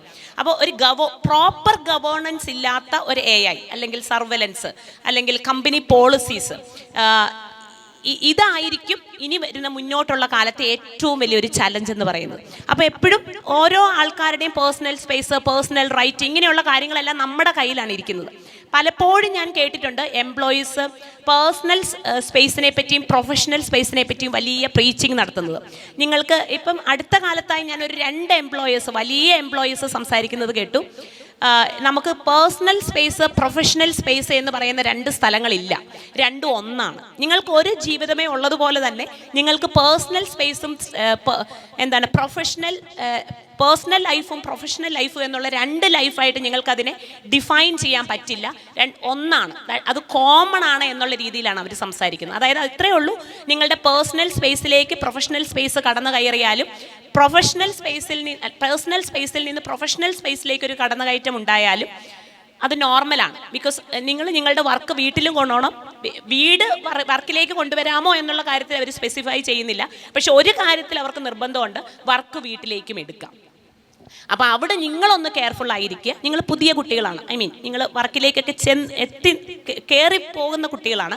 അപ്പോൾ അതുകൊണ്ടാണ് ഞാൻ പറയുന്നത്, നിർബന്ധമായിട്ടും നിങ്ങളുടെ പേഴ്സണൽ സ്പേസിനെ നിങ്ങൾ ഡിഫൈൻ ചെയ്യുക. നിങ്ങളുടെ കമ്പനി ഡിഫൈൻ ചെയ്യുന്നില്ലെങ്കിൽ നിങ്ങളായിട്ടെങ്കിലും നിങ്ങൾ ഡിഫൈൻ ചെയ്യുക. നിങ്ങൾക്ക് പേഴ്സണൽ സ്പേസും പ്രൊഫഷണൽ സ്പേസും എന്നുള്ള കൃത്യമായിട്ട് ഡിവിഷനുള്ള 2 സ്പേസുകൾ തന്നെ വേണം.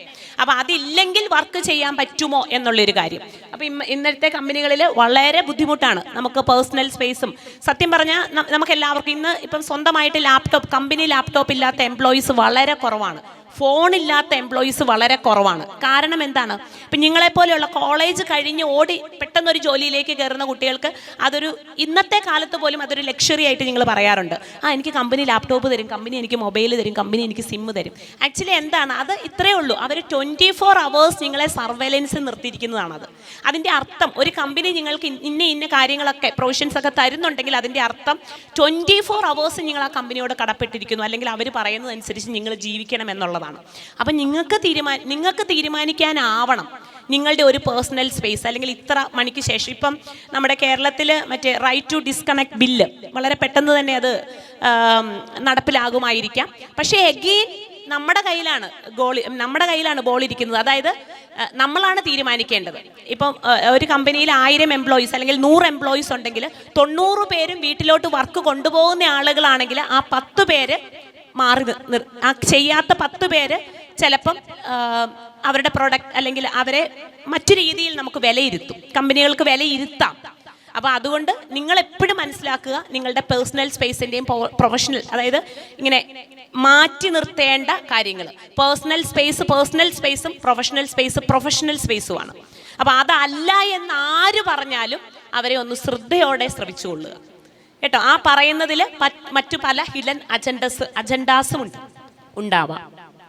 ഈ റൈറ്റ് ടു ഡിസ്കണക്ട് എന്ന് പറയുന്നത് നമ്മുടെ അവകാശം തന്നെയാണെന്നാണ് പറയുന്നത്. അതെ, തീർച്ചയായും ഇപ്പം ആ ബില്ലൊക്കെ വന്നു കഴിയുമ്പോൾ നമുക്ക് ലീഗലി തന്നെ അതിനെതിരെ അതുമായിട്ട് സംസാരിക്കാനായിട്ട് സാധിക്കും. പക്ഷേ ഞാൻ ഈ പറഞ്ഞത്, നമുക്ക് നിയമങ്ങളില്ലാത്തതല്ല, ആ നിയമങ്ങളെ നമ്മളെ എങ്ങനെ ഉൾക്കൊള്ളുന്നു അല്ലെങ്കിൽ അതിനെ നമ്മൾ എങ്ങനെ ഇംപ്ലിമെൻറ്റ് ചെയ്യുന്നു എന്നുള്ളതാണ്. ഇപ്പം നമുക്ക് വളരെ നിസ്സാരമായിട്ട് റോഡ് നിയമങ്ങൾ ഇല്ലാഞ്ഞിട്ടാണോ നമുക്ക് ആക്സിഡൻറ്റ് ഉണ്ടാവുന്നത്? അതുപോലെ തന്നെയാണ് ഇതും. ഇപ്പം റൈറ്റ് ടു ഡിസ്കണക്ട് ബില്ല് വരുന്നത് കൊണ്ട് അതൊരു വലിയ കാര്യം തന്നെയാണ്, അത് വലിയൊരു മൊമെൻറ്റം ഉണ്ടാക്കും, കറക്റ്റാണ്. പക്ഷേ അവിടെ വന്നു എന്നുള്ളത് കൊണ്ട് മാത്രം ഒന്നും നടക്കാൻ പോകുന്നില്ല. അതിനെ നമ്മൾ എങ്ങനെ സ്വീകരിക്കുന്നു എന്നുള്ളിടത്താണ് കാര്യങ്ങൾ. അപ്പം അതിലേക്കാണ് ഞാൻ നിങ്ങളുടെ ശ്രദ്ധ. എപ്പോഴും നിങ്ങളുടെ കയ്യിലാണ് കാര്യങ്ങൾ ഇരിക്കുന്നത്. നിങ്ങൾക്ക് ആ ഒരു അവബോധം, ആ ഒരു ഇൻസൈറ്റ് എപ്പോഴും ഉണ്ടായിരിക്കണം. നമുക്കൊരു പേഴ്സണൽ ലൈഫും ഉണ്ട്, ഒരു പ്രൊഫഷണൽ ലൈഫും ഉണ്ട്. അത് രണ്ടും സക്സസ്ഫുൾ ആയിട്ട് കൊണ്ടുപോകണമെങ്കിൽ ആ വരയ്ക്കാൻ നിങ്ങൾക്ക് കഴിഞ്ഞിരിക്കണം. Okay. AI and human existence എന്ന് പറഞ്ഞ ഒരു പുസ്തകത്തിൽ കൃത്യമായിട്ടും പറയുന്നുണ്ട്, പിന്നെ AI എന്ന് പറയുന്നത് അൺബയാസ്ഡ് ആണ് എന്നുള്ളത്. ശരിക്കും AI എന്ന് പറഞ്ഞാൽ അൺബയാസ്ഡ് ആണോ? താങ്കളുടെ ഇല്ല, അത് നമ്മുടെ പ്രോംപ്റ്റിനെ ഡിപ്പെൻഡ് ചെയ്തിരിക്കുമെന്നാണ് എനിക്ക് തോന്നുന്നത്. നമ്മൾ പലപ്പോഴും പറയും എല്ലാ AIയിലുണ്ടല്ലോ എന്ന്. പക്ഷേ നിങ്ങൾക്ക് എഡ്യൂക്കേഷൻ ഉണ്ടെങ്കിൽ, നിങ്ങളുടെ ലാംഗ്വേജ് പവർഫുൾ ആണെങ്കിൽ, the data you mind from your prompt will be different. Okay, correct. അവിടെയാണ് നമ്മൾ നമ്മുടെ സ്കില്ല് തെളിയിക്കേണ്ടത്. അപ്പോൾ നമ്മൾ പറയും, ഇത് ജസ്റ്റ് കഴിഞ്ഞു, എങ്ങനെയെങ്കിലുമൊക്കെ പഠിച്ചു പോകാൻ സാറ്. കാരണം ഞാൻ കോളേജിലും പഠിപ്പിച്ചിട്ടുണ്ട്. അപ്പോൾ പറയും, മിസ്സേ ഇതെന്തിനാ, ഇപ്പോൾ AI ഉണ്ടല്ലോ, അല്ലെങ്കിൽ AIയിലിട്ട് ചെയ്യാമല്ലോ, അസൈൻമെൻറ്റ് എളുപ്പമല്ലേ. പക്ഷെ അവിടെ നമ്മൾ സാക്രിഫൈസ് ചെയ്യുന്ന ഒരു കാര്യം, അല്ലെങ്കിൽ നമ്മൾ ഉപയോഗിക്കാതിരിക്കുന്ന ഒരു കാര്യമുണ്ട്, ഹ്യൂമൻ ബ്രെയിനിൻ്റെ കപ്പാസിറ്റി. അപ്പം സാറ് പറഞ്ഞ പോലെ, ലൈക്ക് ഇപ്പോൾ സാർ അത് ഇങ്ങനെ ചോദിക്കുമ്പോൾ എനിക്ക് തോന്നുന്നത്, ഈ ഒരു പ്രോംപ്റ്റ് എന്ന് പറയുന്നത് AI ബയസ്ഡ് ആണോ എന്ന് ചോദിച്ചാൽ ഇപ്പം ഞാൻ പറയുകയാണ്, AI ഇപ്പം എൻ്റെ സ്റ്റുഡൻറ്റ് ഇങ്ങനെയാണ് എന്നോട് പെരുമാറുന്നത്, അവൾ ഭയങ്കര റാഷാണ്, ഇവളോട് എങ്ങനെ ഞാൻ മെസ്സേജ് അയക്കാം? ഞാൻ എൻ്റെ പെർസ്പെക്റ്റീവ് അല്ലേ അവിടെ പ്രോംപ്റ്റ് കൊടുത്തത്. അപ്പോൾ എനിക്ക് വാട്സപ്പിൽ മെസ്സേജ് ഇടണം, കൈൻഡ്ലി ക്രിയേറ്റ് എ മെസ്സേജ്. പക്ഷേ എൻ്റെ ഒരു ബയസ് ആ പ്രോംപ്റ്റ് ലാംഗ്വേജ് വരുന്നില്ലേ? AI എന്താ ചെയ്യുന്നത്? ഞാൻ ഉപയോഗിച്ച ലാംഗ്വേജിനെ, അതിൻ്റെ കീവേഡ്സിനെ ഡീകോഡ് ചെയ്ത് കൊണ്ടുവന്നിട്ട് എനിക്ക് വേണ്ട ഐ ഫീൽ ഒരു പീപ്പിൾ പ്ലീസറാണ് AI. അതായത് നമുക്ക് വേണ്ടതിനെ തരാൻ പലപ്പോഴും അത് പ്രോംപ്റ്റ് ചെയ്ത് ലാംഗ്വേജ് നിങ്ങൾ ഡിഫറെൻറ്റ് രീതിയിലൊന്ന് ചോദിച്ചു കഴിഞ്ഞാൽ നമുക്ക് മനസ്സിലാവും. അപ്പോൾ AIക്ക് അതിൻ്റെതായിട്ടുള്ള ബയസുകളുണ്ട്. ഇപ്പോൾ AIയോട് നമുക്ക് കുറ്റപ്പെടുത്തി സംസാരിക്കണം, ഇന്ന ആളെ എനിക്കൊന്ന് അയാൾക്ക് എതിരെ സംസാരിക്കണമെന്ന് പറഞ്ഞാൽ AI നമ്മുടെ കൂടെ നിന്ന് എതിരെ സംസാരിക്കും. ഇനി അതല്ല, എനിക്ക് അയാളെ സപ്പോർട്ട് ചെയ്ത് സംസാരിക്കണം എന്ന് പറഞ്ഞു കഴിഞ്ഞാൽ ആ സപ്പോർട്ട് ചെയ്യുന്ന രീതിയിലായിരിക്കും AI തരുന്നത്. അവിടെയാണ് നമ്മളുടെ പ്രോംപ്റ്റ്. അതാണ് ഞാൻ പറഞ്ഞത്, അവസരങ്ങൾ നഷ്ടപ്പെടുന്നില്ല. ഇഫ് യു ഹാവ് ഗുഡ് നല്ല ലാംഗ്വേജ്. ഇപ്പോൾ ലാംഗ്വേജ് സ്റ്റഡീസ് പഠിക്കുന്ന കുട്ടികൾക്ക്, ഞാൻ ലിറ്ററേച്ചർ ബാക്ക്ഗ്രൗണ്ടിൽ നിന്നാണ് വന്നത്, അപ്പം അവർക്കൊരു ഭീതിയുണ്ട്, കോണ്ടന്റ് റൈറ്റിംഗ് ആയിരുന്നു മാഡം ഞങ്ങളുടെ ഏരിയ, അതിപ്പോൾ AI റീപ്ലേസ് ചെയ്യുമോ? നിങ്ങൾക്ക് നല്ലൊരു കോണ്ടന്റ് റൈറ്റർ ആണെങ്കിൽ ഡെഫിനറ്റ്ലി AI വേണം, കാരണം നിങ്ങളുടെ സ്പീഡ് കൂട്ടാൻ അത് സഹായിക്കും. പക്ഷേ ഏറ്റവും നല്ലൊരു ഔട്ട്പുട്ട് കൊണ്ടുവരുന്ന നിങ്ങളുടെ ഹ്യൂമൻ ബ്രെയിനിൻ്റെ ക്രിയേറ്റീവ് സൈഡും കൂടെ ഉപയോഗിക്കുമ്പോഴാണ്. അപ്പം ഞാൻ പറയുന്നത് ഒരിക്കലും ഇതൊരു എന്താ പറയുക ബയസ്ഡ് ആണ് പലപ്പോഴും, ബയസ്ഡ് ആണ് AI പലപ്പോഴും. കാരണം നമ്മുടെ പ്രോംപ്റ്റിനനുസരിച്ചായിരിക്കും അത് നമുക്ക് ആൻസർ തരുന്നത്. പിന്നെ പലപ്പോഴും ഇപ്പം ഞാൻ പറഞ്ഞില്ലേ, ഇപ്പം AIക്കെതിരെ സംസാരിക്കണമെന്ന് പറഞ്ഞാൽ AI തന്നെ ഒരു പീപ്പിൾ പ്ലീസർ ആയിട്ടാണ് ഞാൻ AI പലപ്പോഴും കാണുന്നത്. അത് ഡിഫറെൻറ്റ് പ്രോംപ്റ്റ്സ് യൂസ് ചെയ്യുമ്പോൾ നിങ്ങൾക്ക് അത് ട്രൈ ചെയ്യാം കേട്ടോ. ChatGPTയിൽ നിങ്ങളൊന്ന് ഡിഫറെൻറ്റ് കൈൻഡിൽ ഒന്ന് ലൈക്ക് നമ്മുടെ കീവേഡ്സ് ഡിഫർ ചെയ്യുന്നതിനനുസരിച്ചായിരിക്കും അത് നമുക്ക്. കാരണം ഈ ലോകത്ത് എനിക്ക് ലൈക്ക് ലിറ്ററേച്ചർ ഫെസ്റ്റും കൂടെ അല്ലേ, അപ്പം I feel like there is no single story. ഒരു കഥയില്ല, അതിന് ഒരുപാട് കഥകൾ കാണും അല്ലേ. ഇപ്പോൾ ഒരു കാര്യം നമ്മൾ ഇത് ശരിയാണെന്ന് പറയുന്ന സമയത്ത് ചിലപ്പോൾ അതിനപ്പുറവും ഇപ്പുറവും നിൽക്കുന്ന വേറെ ചില ശരികളും കൂടി കാണും. അപ്പം ഇതിൻ്റെ സത്യവും യാഥാർത്ഥ്യവും മനസ്സിലാക്കി ഇത് നമ്മളിങ്ങനെ ഇപ്പോൾ ഫിയറിൻ്റെ ഫാക്ടർ തന്നെയാണ്, റീപ്ലേസ് ചെയ്യുമോ എന്നതാണ് ചോദ്യം. ആ ചോദ്യം വരുമ്പോൾ തന്നെ നമ്മൾ ഓരോരുത്തരും നമ്മളെ എക്യുപ്പ് ചെയ്ത് പ്രോപ്പറായിട്ടൊരു അവയർനെസ്, അത് എഡ്യൂക്കേഷൻ നമുക്ക് തീർച്ചയായിട്ടും തരും. കാരണം എഡ്യൂക്കേഷൻ്റെ സിസ്റ്റം തന്നെ മാറിക്കൊണ്ടിരിക്കുകയാണ് അല്ലേ. അപ്പോൾ ആ ഒരു ചേഞ്ചിനെ അഡാപ്റ്റ് ചെയ്യാൻ വിദ്യാർത്ഥികൾക്കായാലും അധ്യാപകർക്കായാലും കഴിയണം. ഞാൻ ഇവിടെയാണ് വീണ്ടും ആ പോയിന്റിലേക്ക് വരുന്ന ആ ഒരു മൈൻഡ് സെറ്റ് അത് ബിൽഡ് ചെയ്യണം. അപ്പോൾ ആൻഡ്രോയിഡ് കുഞ്ഞപ്പൻ സിനിമ കണ്ടിട്ടുണ്ട് അല്ലേ, അതൊക്കെ AI ഒരു ഇതിന് ശേഷമാണ് നിങ്ങൾ വന്നിട്ടുള്ളത്. അത് ശരിക്കും കല അല്ലെങ്കിൽ സാഹിത്യ സൃഷ്ടികൾ കൊണ്ടുവന്ന് മുന്നോട്ട് വെക്കുന്ന, ചിലപ്പം AI വന്നതിന് ശേഷം അത് കണ്ടപ്പോൾ നമുക്ക് കുറച്ചും കൂടെ റിലേറ്റ് ചെയ്യാനായിട്ട് സാധിക്കും. എങ്ങനെയാണ് മനുഷ്യബന്ധങ്ങളുടെ ഒരു ഇമ്പോർട്ടൻസ്, എത്ര നമുക്ക് സപ്പോർട്ട് തരുന്ന ഒരു സിസ്റ്റം ആയാലും പീപ്പിൾ നീഡ് പീപ്പിൾ അല്ലേ. മനുഷ്യൻ വേണം, കേൾക്കാനും ആശ്വസിപ്പിക്കാനും മനുഷ്യൻ വേണം. അപ്പോൾ പക്ഷേ 2013 ഹെർ എന്നൊരു, എത്ര പേര് ആ ഒരു ഇംഗ്ലീഷ് സിനിമ കണ്ടിട്ടുണ്ട്? ഹെർ, സമാന്ത എന്നൊരു AI ചാറ്റ് ബോട്ടുമായിട്ട് തിയോഡോർ എന്ന് പറയുന്ന ഒരു വ്യക്തി, അദ്ദേഹം ഈ ലെറ്റർ എഴുതാൻ അറിയാൻ വയ്യാത്ത ആളുകൾക്ക് വേണ്ടി ലെറ്റർ എഴുതി കൊടുക്കുന്ന ഒരാളായിരുന്നു. അപ്പോൾ ഒരു OS വാങ്ങിച്ചിട്ട് സമാന്ത, അപ്പം ആള് റിലേഷൻഷിപ്പിൽ ഇച്ചിരി ഡിവോഴ്സായിട്ടൊക്കെ നിൽക്കുകയാണ്. ആ ഒരു ടൈമിൽ ഈ ഒരു OS വരുമ്പം ആൾക്കതിനെ ഫീമെയിലായിട്ട് വേണം. അപ്പോൾ ആ OS സ്വന്തമായിട്ട് അതിന് പേര് കൊടുക്കുന്നു സമാന്ത. ഇത് 2013 ഇറങ്ങിയ ഒരു സിനിമയാണ്. 2023 10 വർഷത്തിന് ശേഷം അല്ലെങ്കിൽ 22-23 കാലഘട്ടങ്ങളിൽ AI വന്നപ്പോഴത്തേന് നിങ്ങൾ നോക്കണം, ഇവിടെയാണ് കലയും കലാസൃഷ്ടികളും എത്രയോ മുൻപേ ഇതിനെ കണ്ടിട്ട് നമുക്ക് ഡിറ്ററൻസ് പ്ലേസ് ചെയ്തിട്ടുണ്ട്. ഇത് സംഭവിക്കാൻ അതൊരു എന്താ പറയുക, ഫൈനലി ആ സിനിമ എൻഡ് ചെയ്യുന്നത് മനുഷ്യൻ വേണം. എത്ര നമ്മളോട് ഇമോഷണലി അറ്റാച്ച്ഡ് ആയിട്ട് ഒരു സിസ്റ്റത്തിന് സഹകരിക്കാൻ പറ്റും അല്ലെങ്കിൽ നമ്മളെ സപ്പോർട്ട് ചെയ്യാൻ പറ്റുമെങ്കിലും അൾട്ടിമേറ്റ്ലി മനുഷ്യനാണോ, മനുഷ്യനെ വേണമെന്ന് തന്നെയാണ് ആ സിനിമ എൻഡ് ചെയ്യുന്നത്. 2013 ഇറങ്ങിയ സിനിമയാണ്. ഈ സിനിമകളൊക്കെ കാണുമ്പം അപ്പം ശരിക്കും നമ്മൾ എന്താണ് ചെയ്യുന്നത്, നമ്മുടെ കണ്ണ് കാത് ഇത് തുറക്കുക, നമ്മുടെ ചുറ്റും എന്താണ് നടക്കുന്നതെന്ന് കൃത്യമായി മനസ്സിലാക്കി അതിനെ കൃത്യമായി ഹ്യൂമൻ ബ്രെയിൻ കൊണ്ട് പ്രോസസ്സ് ചെയ്യുക. AI തരുന്ന ഡേറ്റകൾ മാത്രം ഇതാണ് സത്യമെന്ന് മനസ്സിലാക്കുന്നതിന് പകരം കുറച്ചും കൂടെ ഇൻഡെപ്ത് ഹ്യൂമൻ ബ്രെയിനിൻ്റെ ക്രിയേറ്റിവിറ്റി, ക്രിട്ടിക്കൽ തിങ്കിങ്, എനിക്ക് തോന്നുന്നു ഇപ്പം നമ്മുടെ NEP വന്നതോടുകൂടി എഡ്യൂക്കേഷൻ ഫോക്കസ് ചെയ്യുന്ന ഏരിയ ആണ്. അധ്യാപകരോട് പറയുന്നതാണ്, നിങ്ങളുടെ ഏത് കോൺസെപ്റ്റ് പഠിപ്പിച്ചു കഴിഞ്ഞാലും നിങ്ങൾ ഫോക്കസ് ചെയ്യേണ്ടത് ബേസിക് ലൈഫ് സ്കിൽസ് ആയ ക്രിട്ടിക്കൽ ക്രിയേറ്റീവ് തിങ്കിങ് നിങ്ങൾ കൊണ്ടുവരൂ എഡ്യൂക്കേഷനിലേക്ക്. എങ്കിൽ മാത്രമേ സുസ്ഥിരമായൊരു വിദ്യാഭ്യാസം നമുക്ക് കുട്ടികളിലേക്ക് കൊടുക്കാൻ പറ്റത്തുള്ളൂ. ഏത് അഡ്വൈസിറ്റി വന്നാലും ഈ ക്രിട്ടിക്കൽ തിങ്കിങ്ങും ക്രിയേറ്റീവ് തിങ്കിങ്ങും മനുഷ്യനിൽ നിന്ന് മാറാൻ പോകുന്നില്ല. അപ്പം ഞാൻ പറയുന്നത് ഈ ടെക്നോളജി എത്ര വന്നു കഴിഞ്ഞാലും നമ്മളുടെ ബ്രെയിനിൻ്റെ ആ കപ്പാസിറ്റിയെ നമ്മൾ അതിനെ അടച്ചിടരുത്, അതിനെ മാക്സിമം മുന്നോട്ടേക്ക് കൊണ്ടുപോകുക എന്നുള്ളത് തന്നെയാണ്. അതിനെ മാക്സിമം യൂസ് ചെയ്യുക. And you can build wonders with the support of AI in your work. Okay, thank you. Millu ma'am, നമ്മൾ പറഞ്ഞു എല്ലാ ഇടങ്ങളിലും ഇതിൻ്റെ സ്വാധീനമുണ്ടെന്ന് നമ്മൾ പറഞ്ഞു. ഒരു തൊഴിലിടം എന്ന നിലയിൽ വിദ്യാഭ്യാസ സ്ഥാപനം അധ്യാപകരും വിദ്യാർത്ഥികളും, അതാണല്ലോ വിദ്യാഭ്യാസ സ്ഥാപനങ്ങളുടെ ഏറ്റവും ഉപഭോക്താക്കൾ എന്ന് പറയുന്നത്. അധ്യാപകരും വിദ്യാർത്ഥികളും എന്തൊക്കെ വെല്ലുവിളികളാണ് ഈ പ്രധാനമായിട്ട്? കാരണം നമ്മൾ ഒരു കോളേജ് അന്തരീക്ഷത്തിൽ നടക്കുന്ന ഒരു ചർച്ച എന്നുള്ള നിലയ്ക്ക് അതും കൂടി ഒരു പ്രാധാന്യം അർഹിക്കുന്നുണ്ടെന്ന് എനിക്ക് തോന്നുന്നു.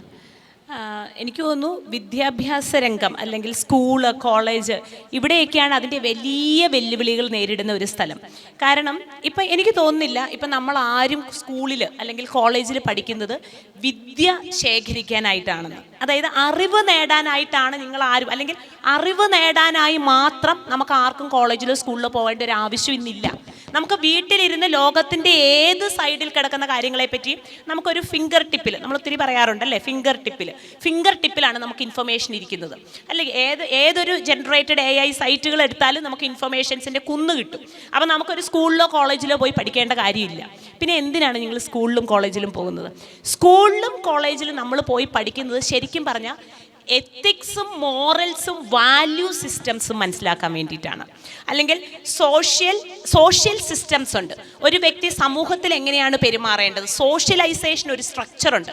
അതൊക്കെ മനസ്സിലാക്കാനായിട്ടാണ് ഒരാൾ സ്കൂളിലും കോളേജിലും ഒക്കെ ഇന്നത്തെ കാലത്ത് പോയി പഠിക്കുന്നത്. അപ്പോൾ അധ്യാപകരുടെ റോള് കുറഞ്ഞു എന്ന് ചോദിച്ചാൽ, അധ്യാപകരുടെ റോള് ആ രീതിയിൽ, അതായത് അധ്യാപകൻ അറിവ് കൊടുക്കാനായിട്ട് അല്ലെങ്കിൽ അവർ അറിവ് പകർന്നു കൊടുക്കാനായിട്ടുള്ള ഒരാളെ എന്നുള്ള ഒരു നിലയിൽ മാത്രമാണ് പ്രവർത്തിക്കുന്നതെങ്കിൽ തീർച്ചയായും ഞാൻ പറയും അധ്യാപകൻ്റെ റോള് എന്നേ കൈമോശം വന്നുപോയി. അധ്യാപകൻ എന്നുള്ള ഒരാളുടെ ആവശ്യമില്ല. അധ്യാപകന് പകരം ഒരുപാട് AI അധ്യാപകർ തന്നെ ഇന്നുണ്ട്. പക്ഷേ ആ അധ്യാപകർ കുഞ്ഞുങ്ങളെ ജീവിക്കാനാണ് പഠിപ്പിക്കുന്നതെങ്കിൽ, നിങ്ങൾക്ക് ആവശ്യമുള്ള ലൈഫ് സ്കിൽസ് ആണ് നിങ്ങളിലേക്ക് പകർന്നു തരുന്നതെങ്കിൽ ഒരേഐക്കും ആ അധ്യാപകന് പകരമാകാൻ സാധിക്കില്ല. അപ്പോൾ എപ്പോഴും വിദ്യാഭ്യാസ രംഗത്തെ പറ്റി, കോളേജിനെ പറ്റി, സ്കൂളിനെ പറ്റി മനസ്സിലാക്കുമ്പോൾ അറിവ് എന്നൊരു വാക്ക് വെച്ചല്ല നിങ്ങൾ ഈ സ്കൂളിനെയോ കോളേജിനെയോ നിങ്ങൾ മനസ്സിലാക്കണം. അറിവിനപ്പുറം ഞങ്ങൾ എന്ത് പഠിക്കുന്നു സ്കൂളിൽ അല്ലെങ്കിൽ കോളേജിൽ നിന്നുള്ളതാണ്. നിങ്ങൾ ഒരുപാട് ഹ്യൂമൻ കണക്ഷൻസ് ഉണ്ടാക്കുന്നുണ്ട് കോളേജിലും സ്കൂളിലും നിന്ന്. നിങ്ങൾ ഇനി മറ്റൊരു രാജ്യത്തേക്കോ മറ്റൊരു സ്ഥലത്തേക്കോ മറ്റൊരു തൊഴിലിടങ്ങളിലേക്കോ നിങ്ങൾ തൊഴിലിന് വേണ്ടി പോയി കഴിയുമ്പം പലപ്പോഴും സ്കൂളിൽ നിന്ന് നിങ്ങൾ നേടിയെടുത്ത ഹ്യൂമൻ റിലേഷൻസ് ആയിരിക്കും നിങ്ങൾക്കൊരു സപ്പോർട്ട് സിസ്റ്റമായിട്ട് കൂടെ ഉണ്ടാവുക. അപ്പോൾ ഒരു ഭൂമിയിൽ അല്ലെങ്കിൽ സൊസൈറ്റിയിൽ ജീവിക്കാൻ ഒരു മനുഷ്യന് എങ്ങനെ സക്സസ്ഫുള്ളായി ജീവിക്കാം എന്നുള്ളതാണ് നമ്മൾ സ്കൂളിൽ നിന്നും കോളേജിൽ നിന്നും ഒക്കെ പഠിക്കുക. അറിവ് നേടാനായിട്ട് നമ്മൾ സ്കൂളിനെയും കോളേജിനെയൊക്കെ അറിവ് നേടാനായിട്ടാണ് ഞാൻ സ്കൂളിൽ വരുന്നത്, പഠിക്കാനായിട്ടാണ് ഞാൻ സ്കൂളിൽ വരുന്നത് എന്ന രീതിയിൽ മാത്രം ചിന്തിക്കുമ്പോഴാണ് ഈ AI കടന്നുകയറ്റം ഒരു വെല്ലുവിളിയായിട്ട് നമുക്ക് തോന്നുക. ഓക്കെ, നമുക്ക് സമയത്തിൻ്റെ ഒരു പരിമിതി ഉള്ളതുകൊണ്ട് ഓഡിയൻസുമായിട്ടൊരു ഇൻ്ററാക്ഷനുള്ള സമയമാണ്, ഒരു ചോദ്യങ്ങൾ ചോദിക്കാനുള്ള സമയമാണ്.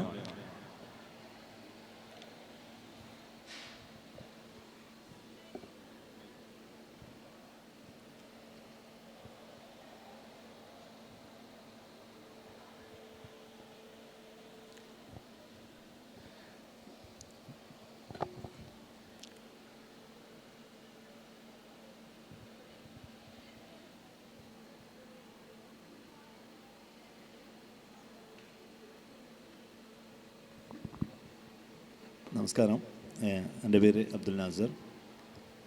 ഞാൻ ചോദിക്കാൻ ആഗ്രഹിക്കുന്നത്, നേരത്തെ പറഞ്ഞു, രണ്ടുപേരും കൃത്യമായിട്ട് പറഞ്ഞ പോയിൻ്റുകൾ തന്നെ നമ്മുടെ മനുഷ്യ ബുദ്ധിക്ക് അപ്പുറത്തേക്ക്, കാരണം മനുഷ്യനിർമ്മിത ബുദ്ധിയാണ് AI എന്നുള്ളത്. അതുകൊണ്ട് തന്നെ AI ഒരിക്കലും മനുഷ്യൻ്റെ മുകളിലേക്ക് വരില്ല എന്നുള്ളത്.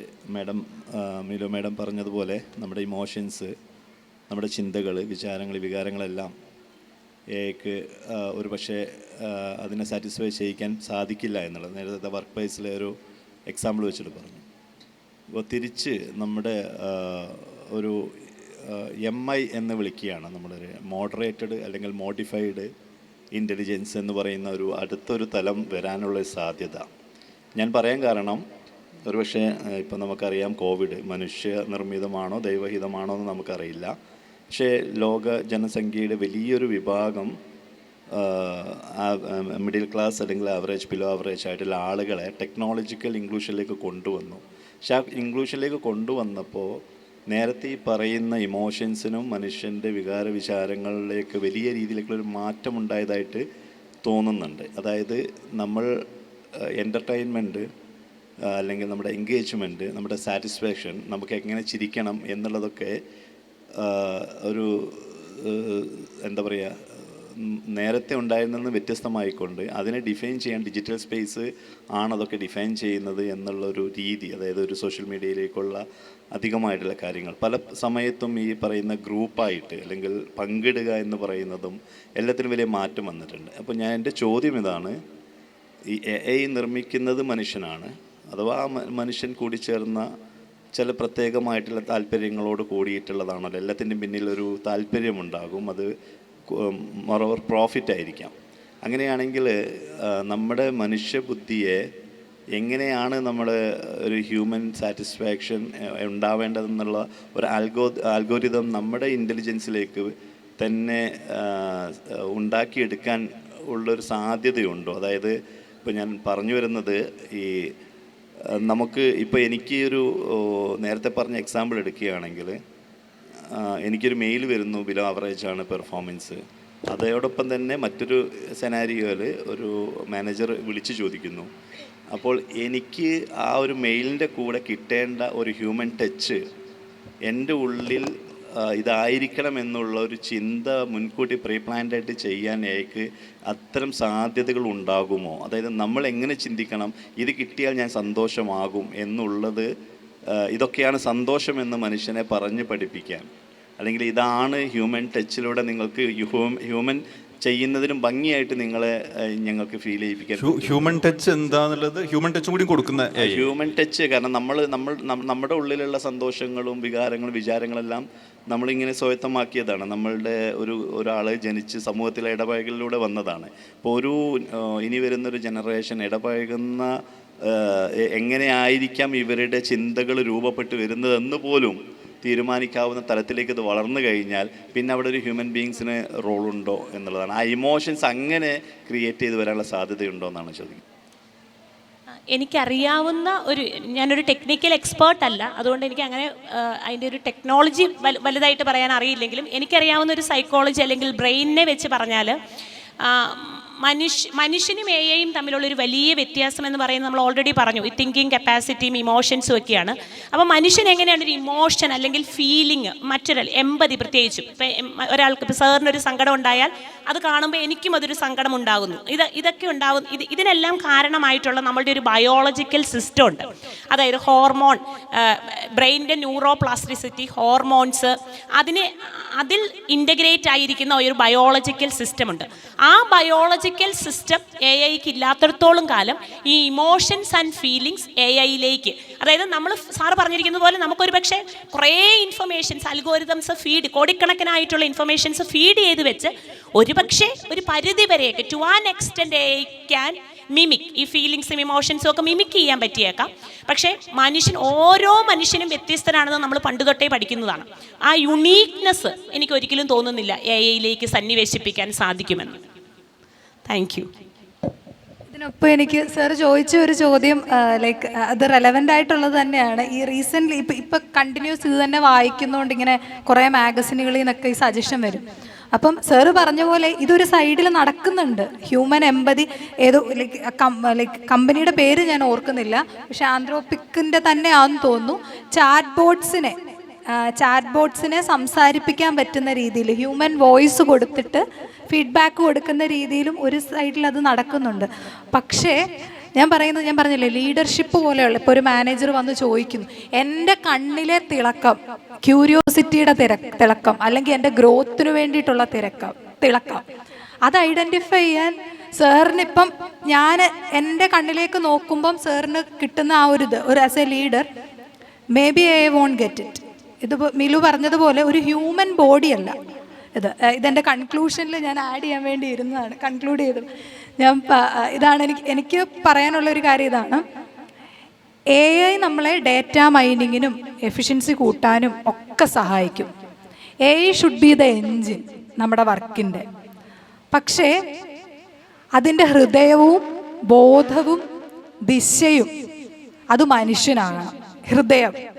ഹൃദയഭാഗം എന്ന് പറയുന്നത് മനുഷ്യൻ്റെ തന്നെ ആയിക്കഴിഞ്ഞാൽ ഒരു കൂട്ടായ പങ്കാളിത്തമാണ്. ഒരു ഹ്യൂമൻ മെഷീൻ, സാർ പറഞ്ഞതുപോലെ ഒരു ഇൻ്റഗ്രേറ്റഡ് മോഡറേറ്റ് ചെയ്യുന്ന ഒരു ഇൻ്റഗ്രേറ്റഡ് ലെവലിൽ വർക്ക് ചെയ്യാൻ ഹാൻഡ് ഇൻ ഹാൻഡ്.